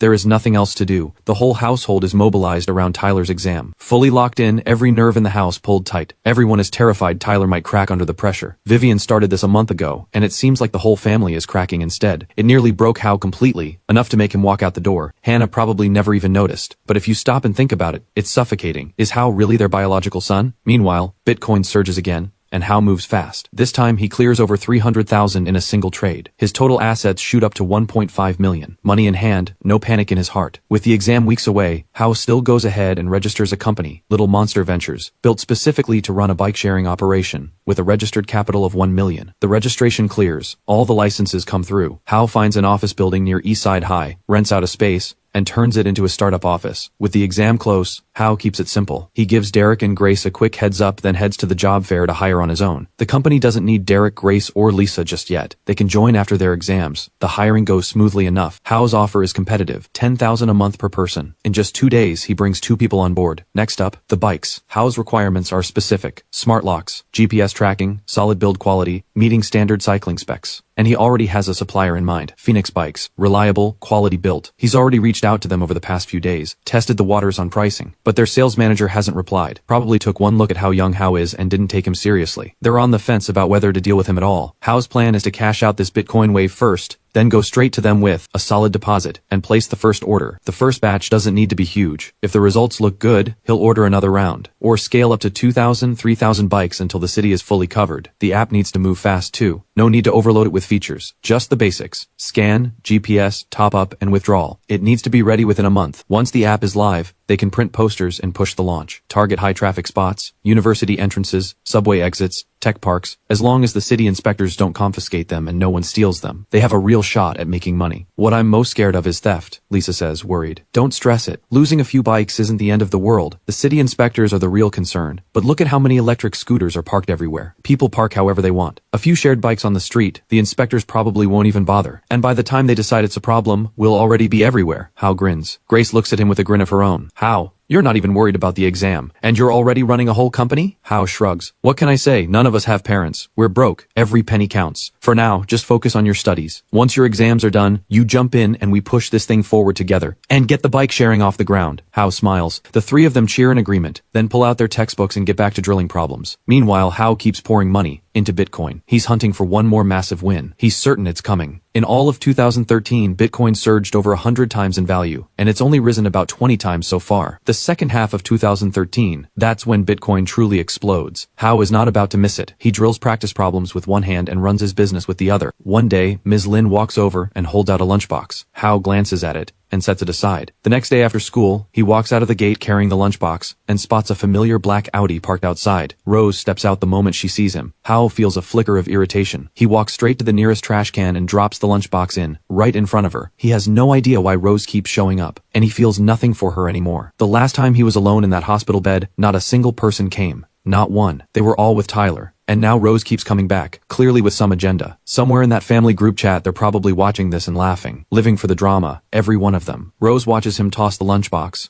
and forces a smile as she walks toward him. Hao, just got out? Hao looks at her. His voice is sharp. Your family really is something. You never show up unless you want something. Hao, you're out. Hao gives her a look and says with open mockery, your family never show up unless you want something, right? Rose keeps her voice steady. Hao, I'm just here to bring you food. Mrs. Zhao made congee, and there's deep-sea fish oil from home. Good for memory and energy. The exam is coming up. You should take some. Rose sees the disgust on his face and rushes to keep talking. Hao lets out a short laugh, like he's never heard anything more absurd in his life. Your family just won't leave me alone. What did I ever do to you people? You keep coming at me. Can't I just surrender? Rose says softly. I just hope that you do well on the exam. No, don't. Please don't. I can't take it. Your whole family has been working overtime to mess with my head before this exam. All this effort. Tell me, is Tyler paying you a bonus for this? Is he cutting you a paycheck? Hao's eyes go cold. He cuts her off. Hao, this has nothing to do with Tyler. The fish oil was imported. Great for memory. Tyler used to take it all the time at home. And now I'm bringing some for you, Rose says. For me. Hao laughs. A real laugh, like it's the biggest joke he's ever heard. Rose quickly says, Hao, I'm genuinely worried about you. The exam is right around the corner. Please just take it. You really don't quit until you get what you want, do you? You want me to expose you? Is that it? Rose. You think I won't? Rose's face shifts. Hao, I just want to take care of you. Please, don't. What? You want me in your good graces? As if. Hao lets out a scornful laugh, glances at what she's holding, and takes 2 steps back. Fish oil. I remember this stuff. Snuck a sip once, and my wonderful big sister picked up the whole bottle and poured it all over me. Rose freezes. Her face drains of color. So drop the act. I remember every detail. What you did that day was unforgivable. I'm poor. I'm an orphan. Things like this aren't for me. I don't deserve them. I don't know what you keep coming here for, but I'm telling you straight. Things won't end well for you. Karma always comes around. Hao's eyes go cold again. And now you want to set me up? Not a chance. Save your crocodile tears. They make me sick. He turns and walks away. Rose stands frozen. Her eyes go wide. Her whole body trembles. She never thought he still remembered. Her breathing quickens. Her eyes go red. She stares at the direction he walked off in and drifts back to the car like a ghost. She sets the lunchbox on the passenger seat. Her eyes go blank, fixed on the crowd passing in the distance. She sinks into silence, doubt creeping in, tears sliding down her face, cutting through her makeup. Rose sniffles. Her vision blurs. She reaches into her pocket, pulls out her phone, unlocks it, and scrolls through. She finds what she's looking for. Hao did take the fish oil once, just a sip. That time it was Vivian who had gotten it for Rose. Rose was deep in a new project back then, exhausted, stretched thin, no time for anything. Even at home she couldn't stop working. Vivian saw how worn down she was, still buried in work even under her own roof. Rose had visibly lost weight, so Vivian had someone bring over deep-sea fish oil along with other supplements. But Rose never had time to take them, so they sat in the fridge. One day, Hao went to the fridge, looking for something to eat. He spotted the fish oil, took it out and had a sip. Vivian came downstairs at exactly that moment. She saw it and exploded. She snatched the bottle and poured it straight over his head. She screamed at him. Hao had only just come home not long before that, after showing up at Rose's company and getting thrown out by security. Rose already despised him to her core. Furious, she grabbed the fish oil and drenched him with it. Hao flinched, panic all over his face. I'm sorry, I shouldn't have touched it. He was shaking as he apologized, his face completely pale. Rose felt nothing but cold. In that moment she was worse than Vivian, maybe even crueler. That day she said so many terrible things, she can't even remember all of it now, but seeing what Hao said brings some of it back. Rose suddenly can't bear to keep reading. It feels like someone has reached into her chest and squeezed. She can't breathe. The exam is getting closer. Everyone in the house is on edge. Vivian gives the order, and Stella, Tessa, and Wendy all come home. All of them are here to tutor Tyler. Even Luna, still in college up in the capital, takes time off and comes back to walk him through practice questions and exam strategy. She comes home just to tutor Tyler, takes leave from her university in the capital, hadn't been home in months, and this is what brings her back. As for Rose and Hannah, there's no escaping it either. Vivian tells them both to clear their schedules and do whatever it takes to help Tyler get through this 1 month. With Vivian's word given, the entire family mobilizes, fully armed and ready. The best food, the best drinks, supplements stacked high, memory boosters, fatigue fighters, stress relief. The Wangs have money, and they buy whatever works, all of it for Tyler. Vivian spends millions without blinking. Hannah, have your contacts found out anything about the exam topics? Stella, Tessa, do any of your industry contacts have connections to the exam board? Tessa, your legal network, someone must know something. Do what you can. And Wendy, go over chemistry with Tyler. I remember you had a strong handle on it back in med school. As for Rose, you oversee everything. Tyler's nutrition, his sleep, that's on you. In 1 month, I want him in peak condition, walking into that exam relaxed and ready. Yes, of course. Rose and the others nod. No one dares say otherwise. Tyler speaks up. Mom, really, you don't have to put everyone through all this. I can handle it myself. Vivian cuts him off. Handle it yourself? This is the most important exam of your life. Having your sisters behind you, that's the only way I'll feel settled. Tyler grins. Then thank you, Rose. Thank you, Rose, Hannah, Stella, Tessa, Wendy, and Luna. I'll work even harder and come home with the top score. Vivian lights up, beaming with pride. That's my Tyler, always so good. Bring home that top score and make this family proud. Meanwhile, Hao is just as busy on his end. With the exam closing in, he doesn't have time to run the company day to day. He drills practice problems and tutors Derek, Grace, and Lisa, pushing them to score as high as they can. The company side is actually moving fast. The app's basic layout and core features are already built. Now it just needs more debugging and testing. Once the final tweaks are done and the tests clear, it goes live. For now, Hao sets it aside. The exam comes first. They have to get into a top-tier university. That's the goal. They have to do well. The four of them keep each other fired up, eyes bright with determination. Exam day is coming. Everyone is on edge, squeezing every second they have. Around the school, even crossing the street, people move with extra care. The tension is thick enough to feel. Hao handles it better than most. He has been through this before. He is not that nervous. Most of the questions and answers have already replayed in his mind. Scoring well is almost a certainty, and ever since he shut down the Wang family online last time, none of them have shown up to bother him. It has been a relief. Genuinely peaceful. Time slips by quietly in the middle of all the busyness. To help everyone settle their nerves, the school gives everyone the day off before the exam, a chance to breathe. That day, Hao, Derek, Grace, and Lisa gather together and reflect on their 18 years of life. They know the truth about themselves. They are kids with no guaranteed future, no family, no relatives, only each other, watching each other's backs, looking out for one another. This exam is the most important moment of their lives. None of them can afford to fail. Lisa speaks up. Hao, if we don't make it, can we come work at the bike company? Hao laughs. Of course. No matter how the exam goes, you're all welcome. We build this thing together and take it all the way. Grace grins. Hao, I never would have thought that while you're sitting the college entrance exam, you're also running a whole company. I tested the app yesterday. It actually works really well. Good. Once the exam is done, we push it straight out. Full launch. Hao smiles. The others cheer. After 1 day of rest, exam day arrives. Everyone has saved their energy. Every last person tuned themselves to peak condition. Hao does the same. Loose, calm, ready. His exam site is Central High. Most students from East Side High are assigned here when the four of them arrive. The crowd outside is massive. Parents everywhere, having personally escorted their kids to the gate. They wear calm expressions, speaking softly to their children, telling them to do their best, not to worry. Seeing all of this, it would be a lie to say the four of them feel nothing. Especially Lisa. Her eyes go red. She's probably thinking about her parents. Lisa in particular. Her eyes go red, thinking of the parents she never had. But it's okay. They are orphans. They have weathered worse. A scene like this, they can handle it alone. When the storm hits, no one shields them. No one holds an umbrella over their heads. So they run. With everything they have. Faster, keep going. Nearby, Vivian hovers over Tyler. Tyler, stay relaxed. Don't tense up. Your scores have always been strong. How are you feeling these past few days? Hannah and Stella have already looked into things. You've reviewed all the likely areas. Don't put too much pressure on yourself. Just give it everything you've got. Tyler nods. I know, Mom. I'll stay relaxed. Good. That's my boy. When it's all over, we'll take you on a trip. Anything you want. Mom will get it for you. Thanks, Mom. In the crowd, Hao catches their voices. He glances over, cold and flat, and spots familiar faces in the crowd. Vivian, Richard, Rose.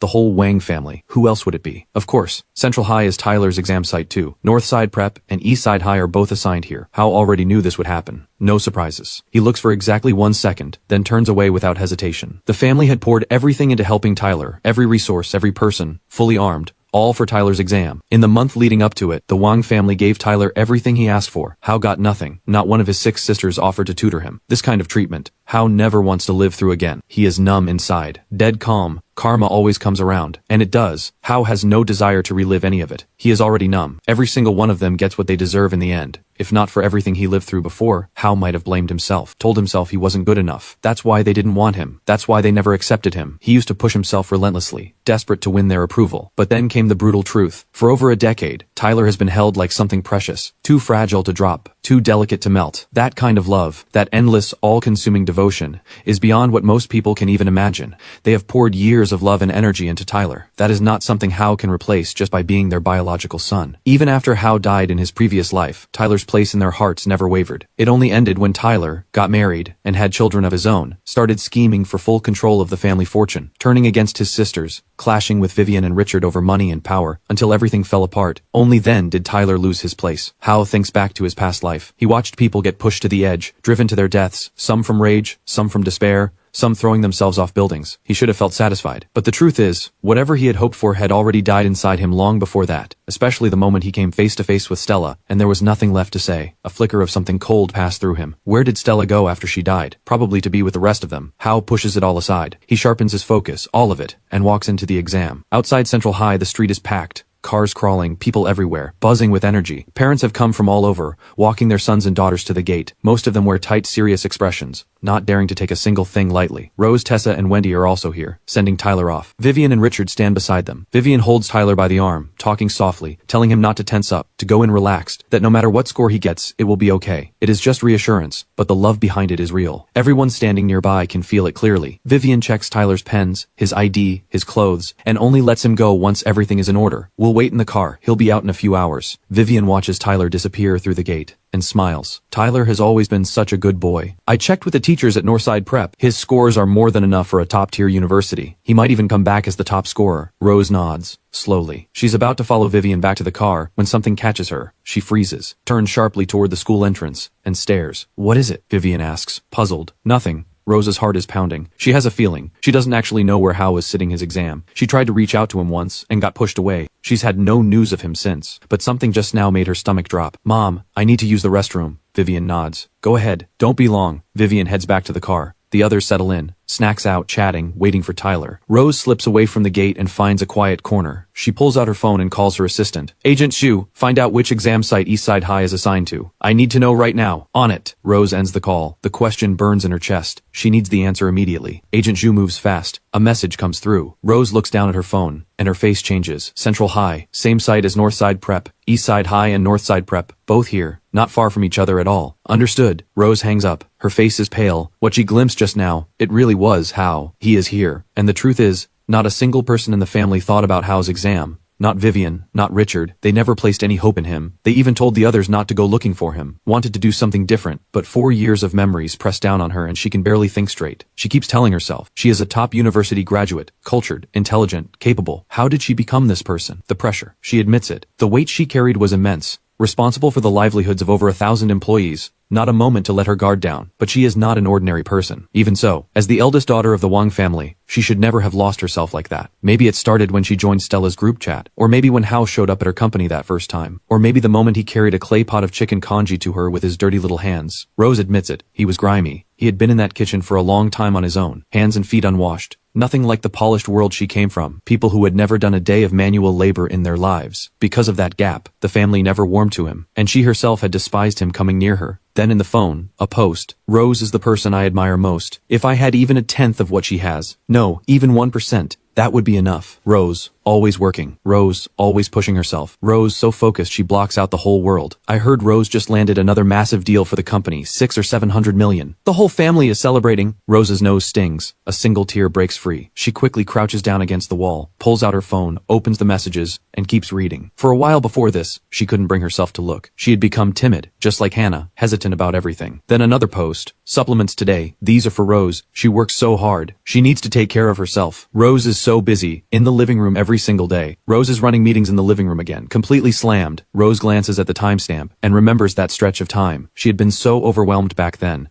She had no choice but to bring everything home. She ran meetings, filed reports, reviewed documents, every night in the living room until 1 or 2 in the morning. She despised Hao by then, didn't want him anywhere near her. These photos, Hao must have taken them from upstairs. At 1 or 2 in the morning, when everyone else was long asleep, Hao must have seen her still working with nothing to eat. So he crept into the kitchen and cooked a pot of congee and brought it out to her. Everyone asleep, Hao seeing her still grinding away at midnight with nothing to eat. So he quietly made congee and carried it out to her. She can still see it. Those small dirty hands wrapped around the clay pot. And right then Rose was at a breaking point with a work problem she couldn't solve, furious at being interrupted in the middle of the night, and she snatched the pot from his hands and dumped the whole thing in the trash. Rose still remembers what happened next. Hao flinched, face gone white, and scrambled back upstairs, never coming down again. More posts. Rose stays up every night. She's going to burn out at this rate. Worried about her. Rose is coughing. I heard Rose coughing. I heard she has a fever. Worried. She'll be fine. She did it. Rose finally finished the project. Everyone is cheering. This project is worth 100 million. She really is the best. Rose can't hold it in anymore. She cries, quietly, into her hands. The ache in her chest is unbearable. She is the worst person in the world, the worst sister in the world. Then, Rose, what are you doing here? Are you okay? Tessa appears out of nowhere, startled. I'm fine. Rose quickly wipes her face and stands up. Good. Mom said if you're too swamped you can head back to work. We can wait here for Tyler. Rose looks at her, eyes still red. Tessa, did Mom ask about Hao? Tessa blinks. No, why would she? Mom already said not to bother with him. He's not going to score anything worth talking about. Better to keep the focus on Tyler. Rose says carefully. I heard from someone at Eastside High that Hao still won't score anything. So just focus on Tyler. I heard the principal at Eastside High say Hao's grades are actually quite strong. Rose presses on.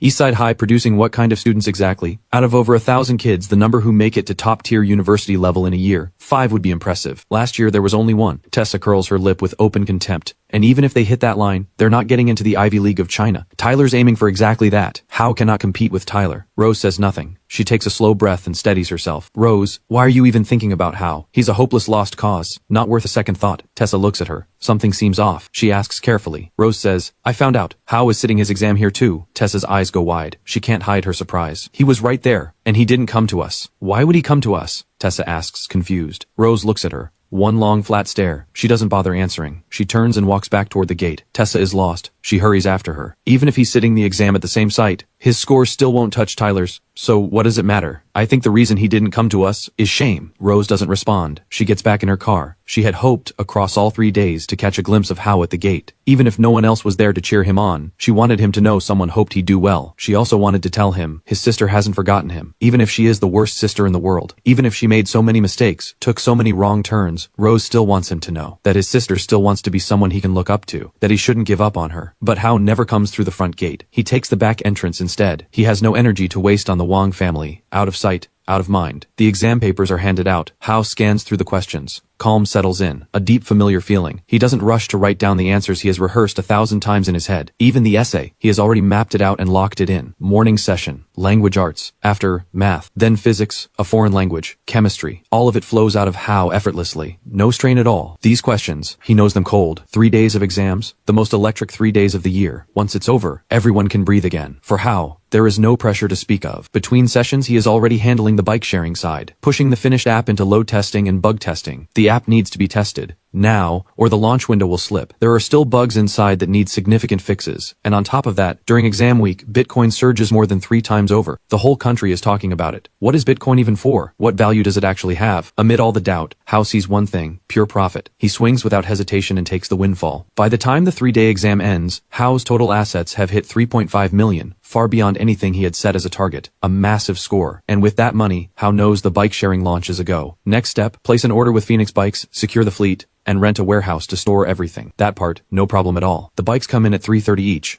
Already locked in with Phoenix. All Hao needs to do now is put down the deposit and they start production. With cash in hand, Hao doesn't hesitate. He pulls the money out and wires a deposit of 150,000. First batch, 1,000 bikes. Now all that's left is to wait for the exam to wrap up and then roll out. Most of the groundwork is already done. The 3 days fly by. When the last exam ends, cheers erupt across the school. Free at last. The class organizes a celebration. Everyone goes. Hao walks over and gives Ms. Lin a quick hug. I think it went pretty well. I got through most of it. Hao smiles at her. Ms. Lin's face lights up. Good, good, good. That's all that matters. Then her expression shifts. Hao, those people who came by the other day, that was your family, wasn't it? Hao goes still. I just hope nothing happened. If something did, you can always come talk to me, graduated or not. You are still my student. Ms. Lin smiles warmly. Hao smiles back. Thank you, Ms. Lin, but I'm fine. They're not my family. My family is long gone. Ms. Lin's heart sinks quietly. It's not her place to step in. Now, everyone waits for the results. Results are expected in about 15 days. Hao decides to take 2 days off with Derek and the others first, then push the bike-sharing launch forward. The 4 of them spend 2 full days unwinding at the beach. When they're done, they head straight back and get to work. The app still needs more load testing. They can't risk it crashing once users start piling in. Phoenix Bikes says the first batch will arrive within 7 days. When they arrive, we move everything to the warehouse together. I already bought a cargo van and hired a driver. After that, we'll be placing the bikes ourselves. And we should all get our licenses this summer, or getting around is going to be a nightmare. Done. Hao has almost everything locked in. Now it's just execution. To keep everyone motivated, Hao gives each of them 5% equity plus 6,000 a month in salary. They grow this together. The 3 of them move fast. All the pre-launch work is sorted quickly. All that's left is the bikes. They don't wait long. 7 or 8 days later, the bikes arrive. Every single one painted yellow, stamped with the company logo, fitted with smart GPS locks. The fleet is in. All 4 of them go to inspect the bikes. None of them have ever seen a bike-sharing system up close before. They are genuinely impressed. The yellow is perfect. You can't miss it. Put these on any street and people will notice instantly. Grace nods. I actually think this is going to work. The only thing I'm worried about, Grace says, looking at the bikes, is that this really could take off. But what if people just steal them? We'd be finished. Lisa shakes her head. Don't worry. People here aren't going to stoop to that. Let's go through each bike and check for defects. Anything wrong, we send it back. Everything else goes into the warehouse. The group cheers and dives in. Across all 3 days of the exam, Rose never once saw Hao. She waited at the gate of Central High every single day, hoping. But Hao took the back entrance every time. He clearly knew they were out front, so he never came. When Rose finds out, her chest aches. Tyler, on the other hand, did brilliantly. He came home after the exam and reviewed every question, reportedly answered all of them, and his confidence is sky high. Vivian and Richard are thrilled. There's a glow about them. Like a weight has lifted. They seem to have completely forgotten to ask about Hao. These past few days, Vivian has been telling every relative and neighbor about Tyler's performance,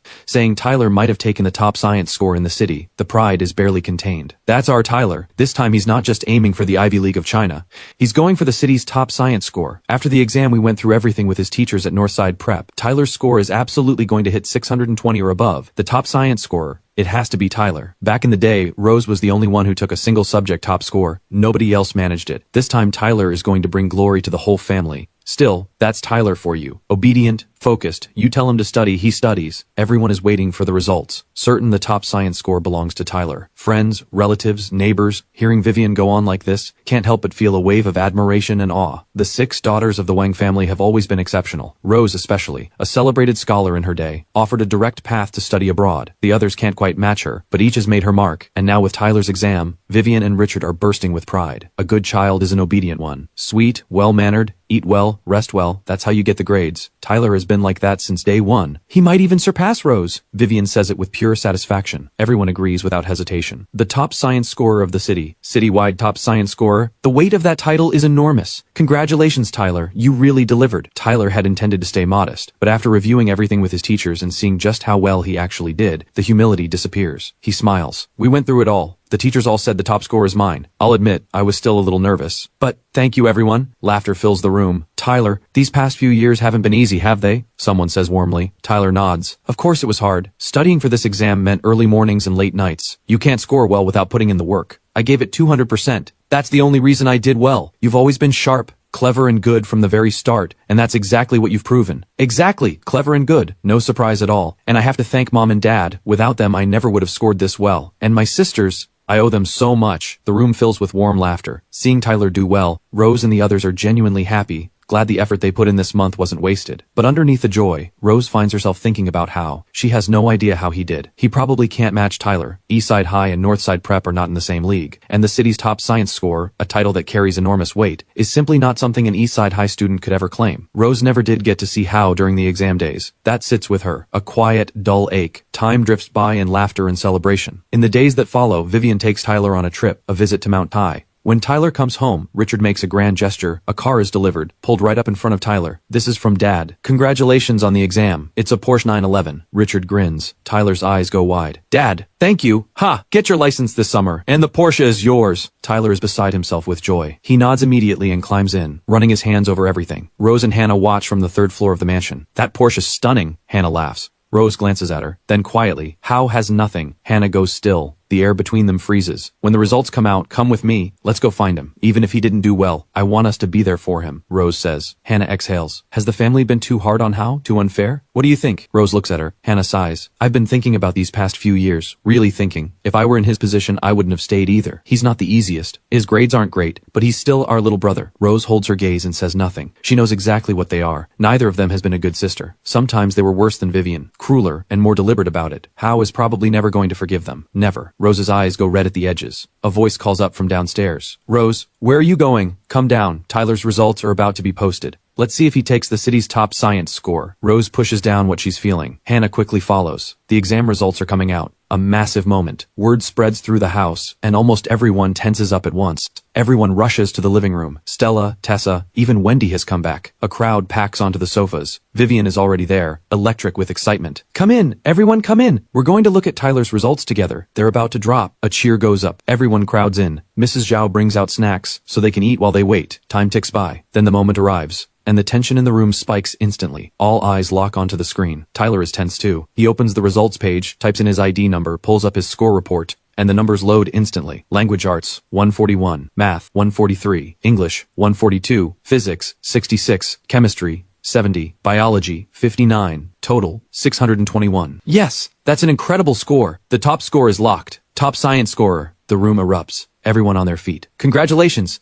Congratulations, Tyler. Tyler stares at the screen, thrilled, right in line with what he estimated. Barring anything unexpected, the top science score is his, but scoring well was never the main goal. What Tyler really wants is to surpass everyone, even Rose, to prove once and for all that he is the best. So this top science score, he is going for it. Quick, check the rankings. Is he top? Hannah laughs. Look, if it's him, that's the whole family's glory right there. Vivian grins. Of course it's Tyler. A score that high, the top spot is guaranteed. Tyler is brimming with confidence. A score like this is beyond most people. The top science score is his, no question. The announcement is out. Let me pull it up. Tyler smiles and quickly opens a news page. Types in a search. Within seconds, on the city's official education site, an announcement appears. Congratulations to Wang Hao of Eastside High School. College entrance exam total score, 651. Awarded the title of top science scorer in the city. The room goes silent. Everyone blinks. Convinced they misread it, they look again. Tyler's face drops. Then his expression shifts. Fast. Tyler wipes his eyes. His face goes stiff. Then he slams the browser shut and reopens it. Congratulations to Hao from Eastside High. College entrance exam total score, 651. Top science scorer in Shanghai City. Congratulations to Hao from Eastside High. College entrance exam total score, 651. Top science scorer in Shanghai City. A total landslide. 30 points clear of second place, with perfect scores in 4 subjects. He only dropped 4 points in Chinese and 5 in biology. A landslide win. The room falls dead silent. Everyone stares at each other, frozen, unable to believe what they're seeing. Headlines flood the education portal, and every news site Eastside High is shaking. A student raised in an orphanage since birth has claimed the top science score in Shanghai City. A genius. Perfect scores in 4 subjects. He only lost points in Chinese and biology. His perfect score essay, Ballad of the Years, is already making waves. A once-in-30-years masterpiece. An Eastside High student crushes every top school in Shanghai City. He takes the crown. The vast living room plunges into dead silence. No one dares believe what they're seeing. Every screen screams the same words. Landslide. Domination. Genius. How is this possible? Stella is first to speak, her face white with shock. Rose's eyes go red. She can't hold it back. Tyler stares wide-eyed, still refusing to accept it, and keeps refreshing the page. He checks the education portal and every news site. Still wide-eyed, still in denial, he refreshes again. He checks again. He doesn't believe it. He refreshes more than 10 times in a row. Same result every time. He jumps up, grabs his phone, and calls a teacher at Northside Prep to check. They've checked it multiple times. It's confirmed. A total gap, 30 points ahead of second place. Nearly every subject perfect. The papers have no issues. That student from Eastside High has always been exceptional, apparently. Some people even predicted he might take the top spot. This time, he just outperformed himself. Hearing that, Tyler goes completely still. We've verified it several times. That student from Eastside High is exceptional. He went beyond his best. Tyler stands there saying nothing. His chest runs cold. He knows exactly what this means. In a family like the Wangs, a high score, even getting into the Ivy League of China, means nothing. It proves nothing about his worth. Rose and Hannah have both scored at the top before. Only one thing would set him apart, the top science score. Only then could he prove he was one of a kind. Irreplaceable. But now the title he thought was his has been taken. Taken by the brother whose name he refuses to say. He can't for the life of him accept the gap. Is this how? Is it really him? Someone asks in disbelief. Owen glances around. The others exchange looks. Only Rose's eyes go red, tears already forcing their way out. Hannah says quietly, I'm afraid it is. A total landslide. 30 points clear of second. Perfect scores in 4 subjects. A score like that, no one in Xia City has pulled that off in 10 years. Since when were Hao's grades that good? Isn't he the worst student at Eastside High? Wade asks. Who told you he was the worst? His grades at Eastside High were actually pretty solid. Hannah shoots Wade a look. Eastside High is already the worst school in Xia City. How does a student from there end up as top scorer? Stella asks, weakly, sighing inside. Hannah struggles to accept it. She quietly clenches her fist. But she doesn't dare show too much. She steps aside and lets Kay take over the keyboard. Kay searches for a moment, then says, Mom, Dad, Rose, Hao is already famous. Reporters are rushing over to Eastside High right now. They're interviewing the teachers, the principal, and Hao himself. Should we go take a look? Kay looks up at Vivian and Richard. Neither of them saw this coming. For a moment they both seem unable to process it. Vivian especially, her face turns iron cold. How could that ungrateful kid score that high? He must have cheated somehow. Vivian's face is dark. Richard frowns. They had agreed to freeze Hao out, deal with him after the exam was over. They never expected Hao to score this well. Every time Richard thinks about Hao calling them by their names, pointing a blade at them, he can barely contain his rage. They were going to deal with him after the exam. He never imagined Hao would do this well. The thought of Hao calling them by name, pointing a blade straight at them, Richard can't stand it. Still, Richard keeps his head. No matter how he did it, top scorer is top scorer. Maybe this isn't our Hao, Stella speaks up. How many students named Hao are there at Eastside High? I honestly don't know. Stella shakes her head. Hannah shoots her a look. Then we need to go to Eastside High and see for ourselves. This is the first time in over a decade Eastside High has produced a top scorer. They're already all over the news. Let's go. Vivian says it coldly. Deep down, she still doesn't believe Hao could pull off the top score, let alone by a landslide. It makes no sense. What right does that rundown school have to claim the top spot? And every time she pictures that ungrateful boy pointing a blade at her, her fury burns hotter. The only way to know is to go see. And it just so happens, that boy has been living on his own for far too long. Vivian has made up her mind. She's done letting him run free. This time, when she finds him, she is going to make him pay. Only Rose stands apart, eyes red, tears forcing their way out. Her vision blurs. A thought strikes her. Maybe she's done something unforgivable. Are you okay? Hannah notices and rushes over. Rose sniffs, pulls out a tissue, and dabs her eyes. Let's go. Let's go to Eastside High too. She moves forward, her steps a little unsteady. The results reach Hao. The 4 of them go over it together. All of them stunned. Total possible score, 660. Math, Chinese, and English each worth 150. Chemistry, physics, and biology each capped at 70. And Hao scored 651. Their jaws drop. Derek, Mia, and Lisa have checked it 3 times over. No errors. Every number is real. Hao also gets a message from Miss Lin. She wants him back at school. Honestly, Hao isn't all that surprised by the result. But hitting this exact number, he is a little stunned. He expected 630. 30 points ahead of second place. That's something else entirely. Still, it is what it is. Ms. Lin has called, so he'll make the trip. Let's head back. The teachers and school staff are already waiting. The other students are already there too, Hao says. Derek laughs. Hao, you absolutely went off this time. Seriously, that was insane, Grace agrees, laughing. Her eyes are full of admiration. Lisa laughs too. 651 total. A score like that, the Ivy League of China is a lock. Hao, you really are something else. Stop thinking about it. Let's just get back. The 4 of them hurry toward school. Outside the gate, a massive crowd has already gathered. Mostly reporters who heard the news, plus a scattering of parents, loud and buzzing with energy. At the entrance of Eastside High, a red banner has been hung, big and proud. Congratulations to our student Hao, top science scorer in the Xia City College entrance exam. It hangs high, rippling in the wind. Seeing the crowd at the front, Hao and the other 3 slip in through the back gate instead. How. When they reach the classroom, the room is already packed. The moment everyone sees Hao walk in, the room erupts. Hao spots Ms. Lin in the crowd. He goes straight over and pulls her into a hug. Good.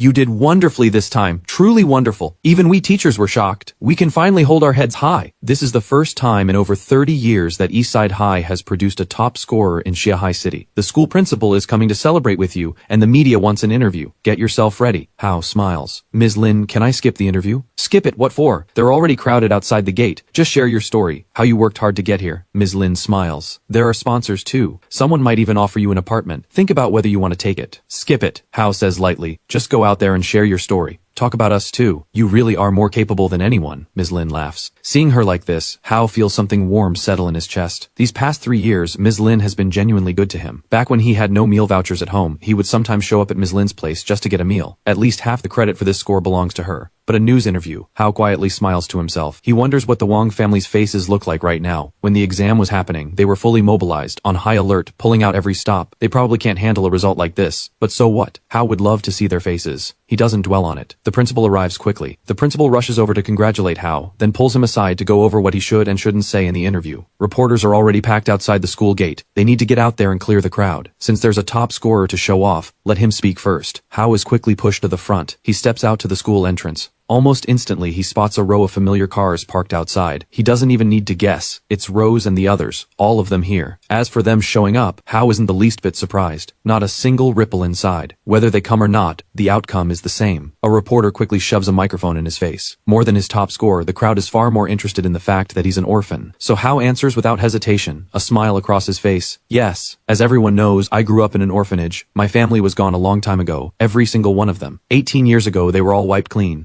Some died with rotten souls, some lost their minds and died in madness, and some just faded out while still breathing. Once they were all gone, I grew up in the orphanage. If not for my teacher, Miss Lin, I might have starved. I am grateful for Miss Lin. Being an orphan is not something to be proud of. It's not something to celebrate either. Being an orphan doesn't make you hardworking, and it certainly doesn't make you pitiful. Personally, I think I've done all right. As for my family, some died rotten to the core, some lost their minds, some just stopped living one day, and I consider that a blessing. Because they're all gone, I had every reason to fight harder and build something new. Don't waste your sympathy on them. Yes, they died badly, but only by dying out completely did they do right by this world, by this family, and by the title I hold today. I don't thank anyone, except my school, my teacher Miss Lin, and my 3 friends from the orphanage. It was you. In my darkest days, you are the reason I'm still standing. You are the light in my life, and we're only getting started. The crowd erupts. It's not just reporters who came to see the top scorer. There are plenty of sponsors and advertisers in the mix too, especially after word got out that he's an orphan. But Hao's words leave everyone stunned. Anyone with ears can hear what he's really saying. And yet, something about it sounds oddly familiar. The reporters are a little puzzled, but they don't press it. They move on to other questions. Hao keeps smiling, answering each one easily. Meanwhile, at the back of the crowd, someone is crying. She presses a hand over her mouth. Tears fall in a steady stream, cutting silently down her face. She fights with everything she has not to make a sound. Hannah glances over at Rose. Her own expression darkens. She never expected Hao to say something this cutting. The last time she heard him speak like that, it wasn't this bad. It hits Hannah all at once. The terrible things she did have left wounds in Hao that can never be undone. Bullying. That's exactly what it was. Bullying from his own family, including framing him, setting him up to take the blame, and now Hao hates them. The bullying, the framing, the betrayal. Hao despises them now, and payback is more than likely coming. The thought terrifies Hannah. They may have created a monster aimed straight at them, with their own hands. She turns to look at Rose. Rose stands there with her hand pressed over her mouth, tears streaming down without a word. She turns and walks back toward the car. Hannah is startled. She quickly looks over at Vivian and Richard, and sure enough, their faces are dark, eyes burning with fury. Hao's words were vicious, a clear, open curse wishing them dead. For their own son to say something like that to his own parents. How could Vivian and Richard not be furious? Absolutely out of control. Out of control. He's finished. Completely finished. Disgusting, Vivian seethes, unable to stomach being cursed by her own son.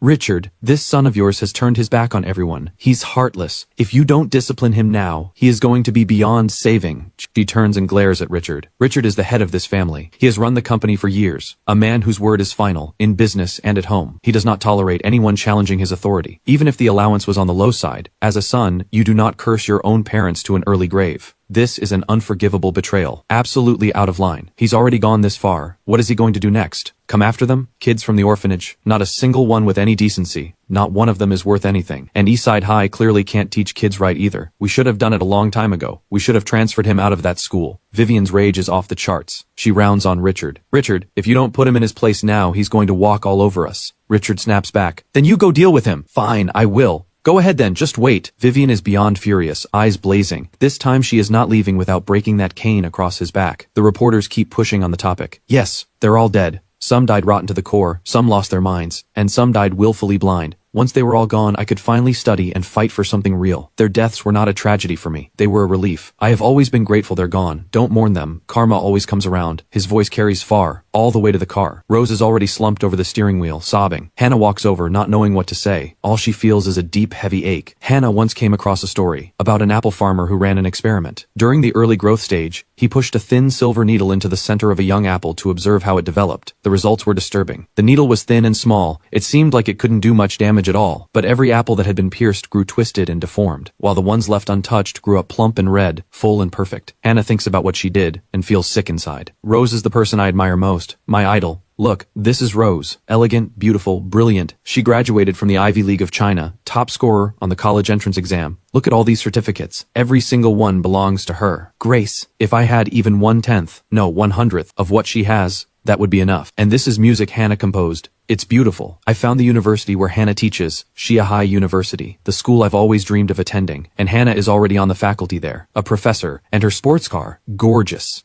Hannah can't help herself. She pulls out her phone and scrolls through the messages. As one message after another loads, she finally understands where Rose's despair comes from. Back then, Hao couldn't wait to tell the whole world how extraordinary his sisters were, how graceful and refined. In truth, Hannah hasn't been able to bring herself to read these messages for a while now. The contrast is too much to bear. But now, Hao has just claimed the top score, speaking with ease in front of every camera. Hannah finally understands. He really did look up to them once. He has become just as exceptional as they are, maybe more so, but something is broken beyond repair. Hannah feels hollow all at once, like something has been carved out of her. A wave of grief rises up, unstoppable. Rose, Hao hates us so much. These past 4 years we were so... Rose lifts her head, eyes blurred with tears. She sees Hannah crying too, and breaks down even more. Hannah speaks through her tears, her voice cracking. We killed him ourselves. He grew up in an orphanage. He spent his whole childhood there, and then suddenly he had 6 sisters and a wealthy family waiting for him. He must have felt so lucky, so excited, so proud, the way he used to look at us, like we were something out of a dream, like he couldn't believe we were real. But what did we do? We were the ones who destroyed him. Rose hears this. She fights to hold herself together. What Hao wanted most was never us. Hannah looks at her. Do you remember how Hao used to take Mom's clothes? He would sneak into her room to sleep. You remember? Rose's tears keep coming, unstoppable. Hannah freezes, eyes going wide. What he needed most was never us. It was never us. All he ever wanted was parents, someone to shelter him. He was an orphan, just an orphan. Even after coming to live with us, he still was. So to him, we're all dead. Hannah goes still. She turns back and sees Hao, smiling broadly, answering every question, saying over and over that they're all dead. Cheerful about it, completely calm. The fear in Hannah's chest deepens. That kind of despair, she can't imagine it. Hao is still answering questions, and honestly, an orphan with no father, no mother, claiming the top prize in Xiahai City. Hao is still talking to the press. There's no way around it. A parentless orphan has just claimed Xiahai City's top score on the college entrance exam. It's a massive story, and genuinely inspiring. Some people don't quite follow what Hao said, but that doesn't change how impressive he is. Someone arrives with a loud fanfare. It's a real estate developer, offering him a free apartment. Then a company executive steps forward, offering a 200,000 yuan scholarship, and so on, and so on. Hao doesn't need the money right now. He has no interest in any of it. He turns everything down. When the interview wraps and he heads back inside, Ms. Lin and Grace are watching him, looking a little worried. Hao, are you okay? Grace asks, frowning. I'm fine. Better than fine. We've got work to do. Hao smiles. Derek nods. Good, as long as you're okay. They've been running system tests and scouting locations lately. Most of the groundwork is done. Now that the exam results are out and everyone can breathe, it's time to move. Hao also signs all 4 of them up for driving lessons. They need their licenses before summer break ends. It'll make things easier down the road. Hao, someone's coming for you, Grace quietly signals. Ignore them. Let's go. Everything at school is done. No reason to stay. They've had nearly 2 weeks off. It's time to finish what's left. During this time, Bitcoin surged, and Hao's money came in with it. His total funds have more than doubled, now sitting at 6 million yuan. That opens up a lot of options. He's already called Phoenix Bikes to order 5,000 more bikes. The plan is to launch in 2 weeks. With 6,000 bikes on the ground, the early rollout should have enough to work with. The ones approaching now are Vivian and Richard. Hao has no patience for it. He turns and walks with Derek and the others toward the back gate. Vivian and Richard see Hao spot them, and walk away without missing a beat. They freeze for a second. Then the fury hits. Hao, they call out. Hao glances back, expression flat, a flicker of contempt in his eyes. Then he walks away without hesitation. Stop him, Vivian snaps, furious. She sends the bodyguards after him. They lunge toward Hao. Sorry to drag you into this, Ms. Lin. Ms. Lin has no idea what's going on, but she says,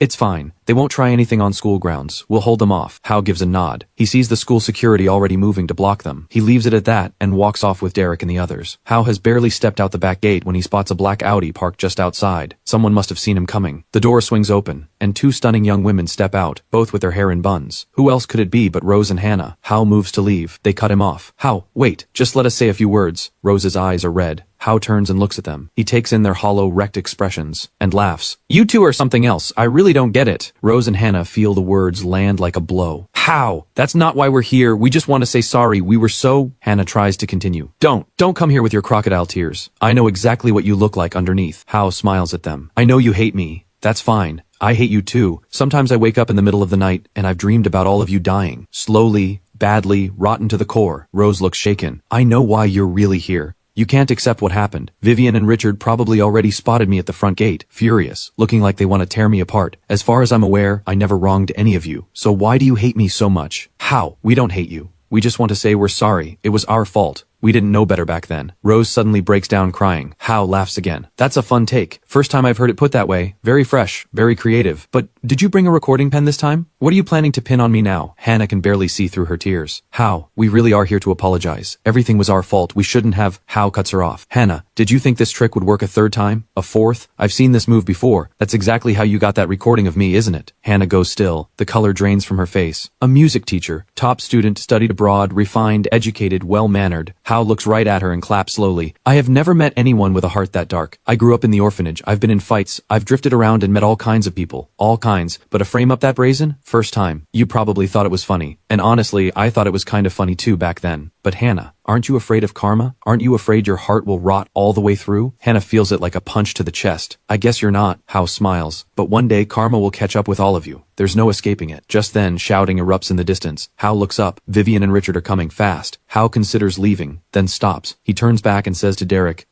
Grace, head back first. I'll catch up. Grace is worried. Hao, are you sure? You don't have to. I'm fine. Don't worry. Hao smiles. They won't actually try anything. Derek says, let us stay with you. No, go ahead. I'll handle this. Hao doesn't want them caught up in this. Derek sees the look on his face and lets it go. He sighs. All right, call us if anything comes up. Will do. Hao nods. He waits until Derek and the others are gone, then sets his bag on the ground and unzips it. He reaches in and pulls something out. Rose and Hannah go rigid. Hao, what are you doing? Nothing much. Hao looks up with a calm smile. Just making sure we can have a reasonable conversation. Vivian's face goes white. Vivian and Richard are seething. They came storming over with every intention of putting him in his place. But then, they see Hao pull out a machete. They freeze. Vivian's face turns to stone. Hao, is this how you talk to us? They stare at the machete in his hand. Nobody moves. Hao, you're seriously going to talk to us like this? What is that in your hand? If I didn't do this, none of you would bother listening. I'll have you know, I've been sharpening this blade for days. Vivian and Richard go pale. Hao, just come home with us. Rose speaks through her tears, her voice full of pleading. Hao looks at her and laughs. Rose, oh Rose, you really never quit, do you? You need to take that heart of yours out, give it a good wash, let it air out, because it's already rotting, black all the way through. Rose flinches. How long have you been out here on your own? It's been almost 2 months now. The exam is over. Aren't you ever going to stop? Richard stares Hao down. It's my fault. This is my fault. Hao cuts straight back. I don't care whose fault it is. Put the knife down and come home. Richard snaps. How? You want me to come home? How? You? Richard's fury spikes. What is wrong with you? Have you lost your mind? What are we to each other? What is the Wang family to me? I'll tell you. I'm an orphan. My whole family is dead. I have nothing to lose. If the Wangs want to come after me, I have no problem drawing blood. Everyone's face drops. Nobody dares move. Hao glances around with a smirk. See? This is what works. Now everyone's ready to listen. Now we can have a real conversation. How? It was all my fault, Rose calls out softly. How? Vivian erupts. Don't you call my name. Hao cuts her off. Save it. I'm not here to talk. I've done the math. 4 years, 500 a month. I've added it all up, rough numbers. I owe you about 100,000 yuan. Then there's my body. I valued that at 200,000. So all in, I owe you 300,000 yuan. That must be why you keep showing up. Hao picks up the cash. Right in front of Vivian and Richard, he throws it down in stacks on the ground. 300,000, paid in full. From this day forward, I owe the Wang family nothing.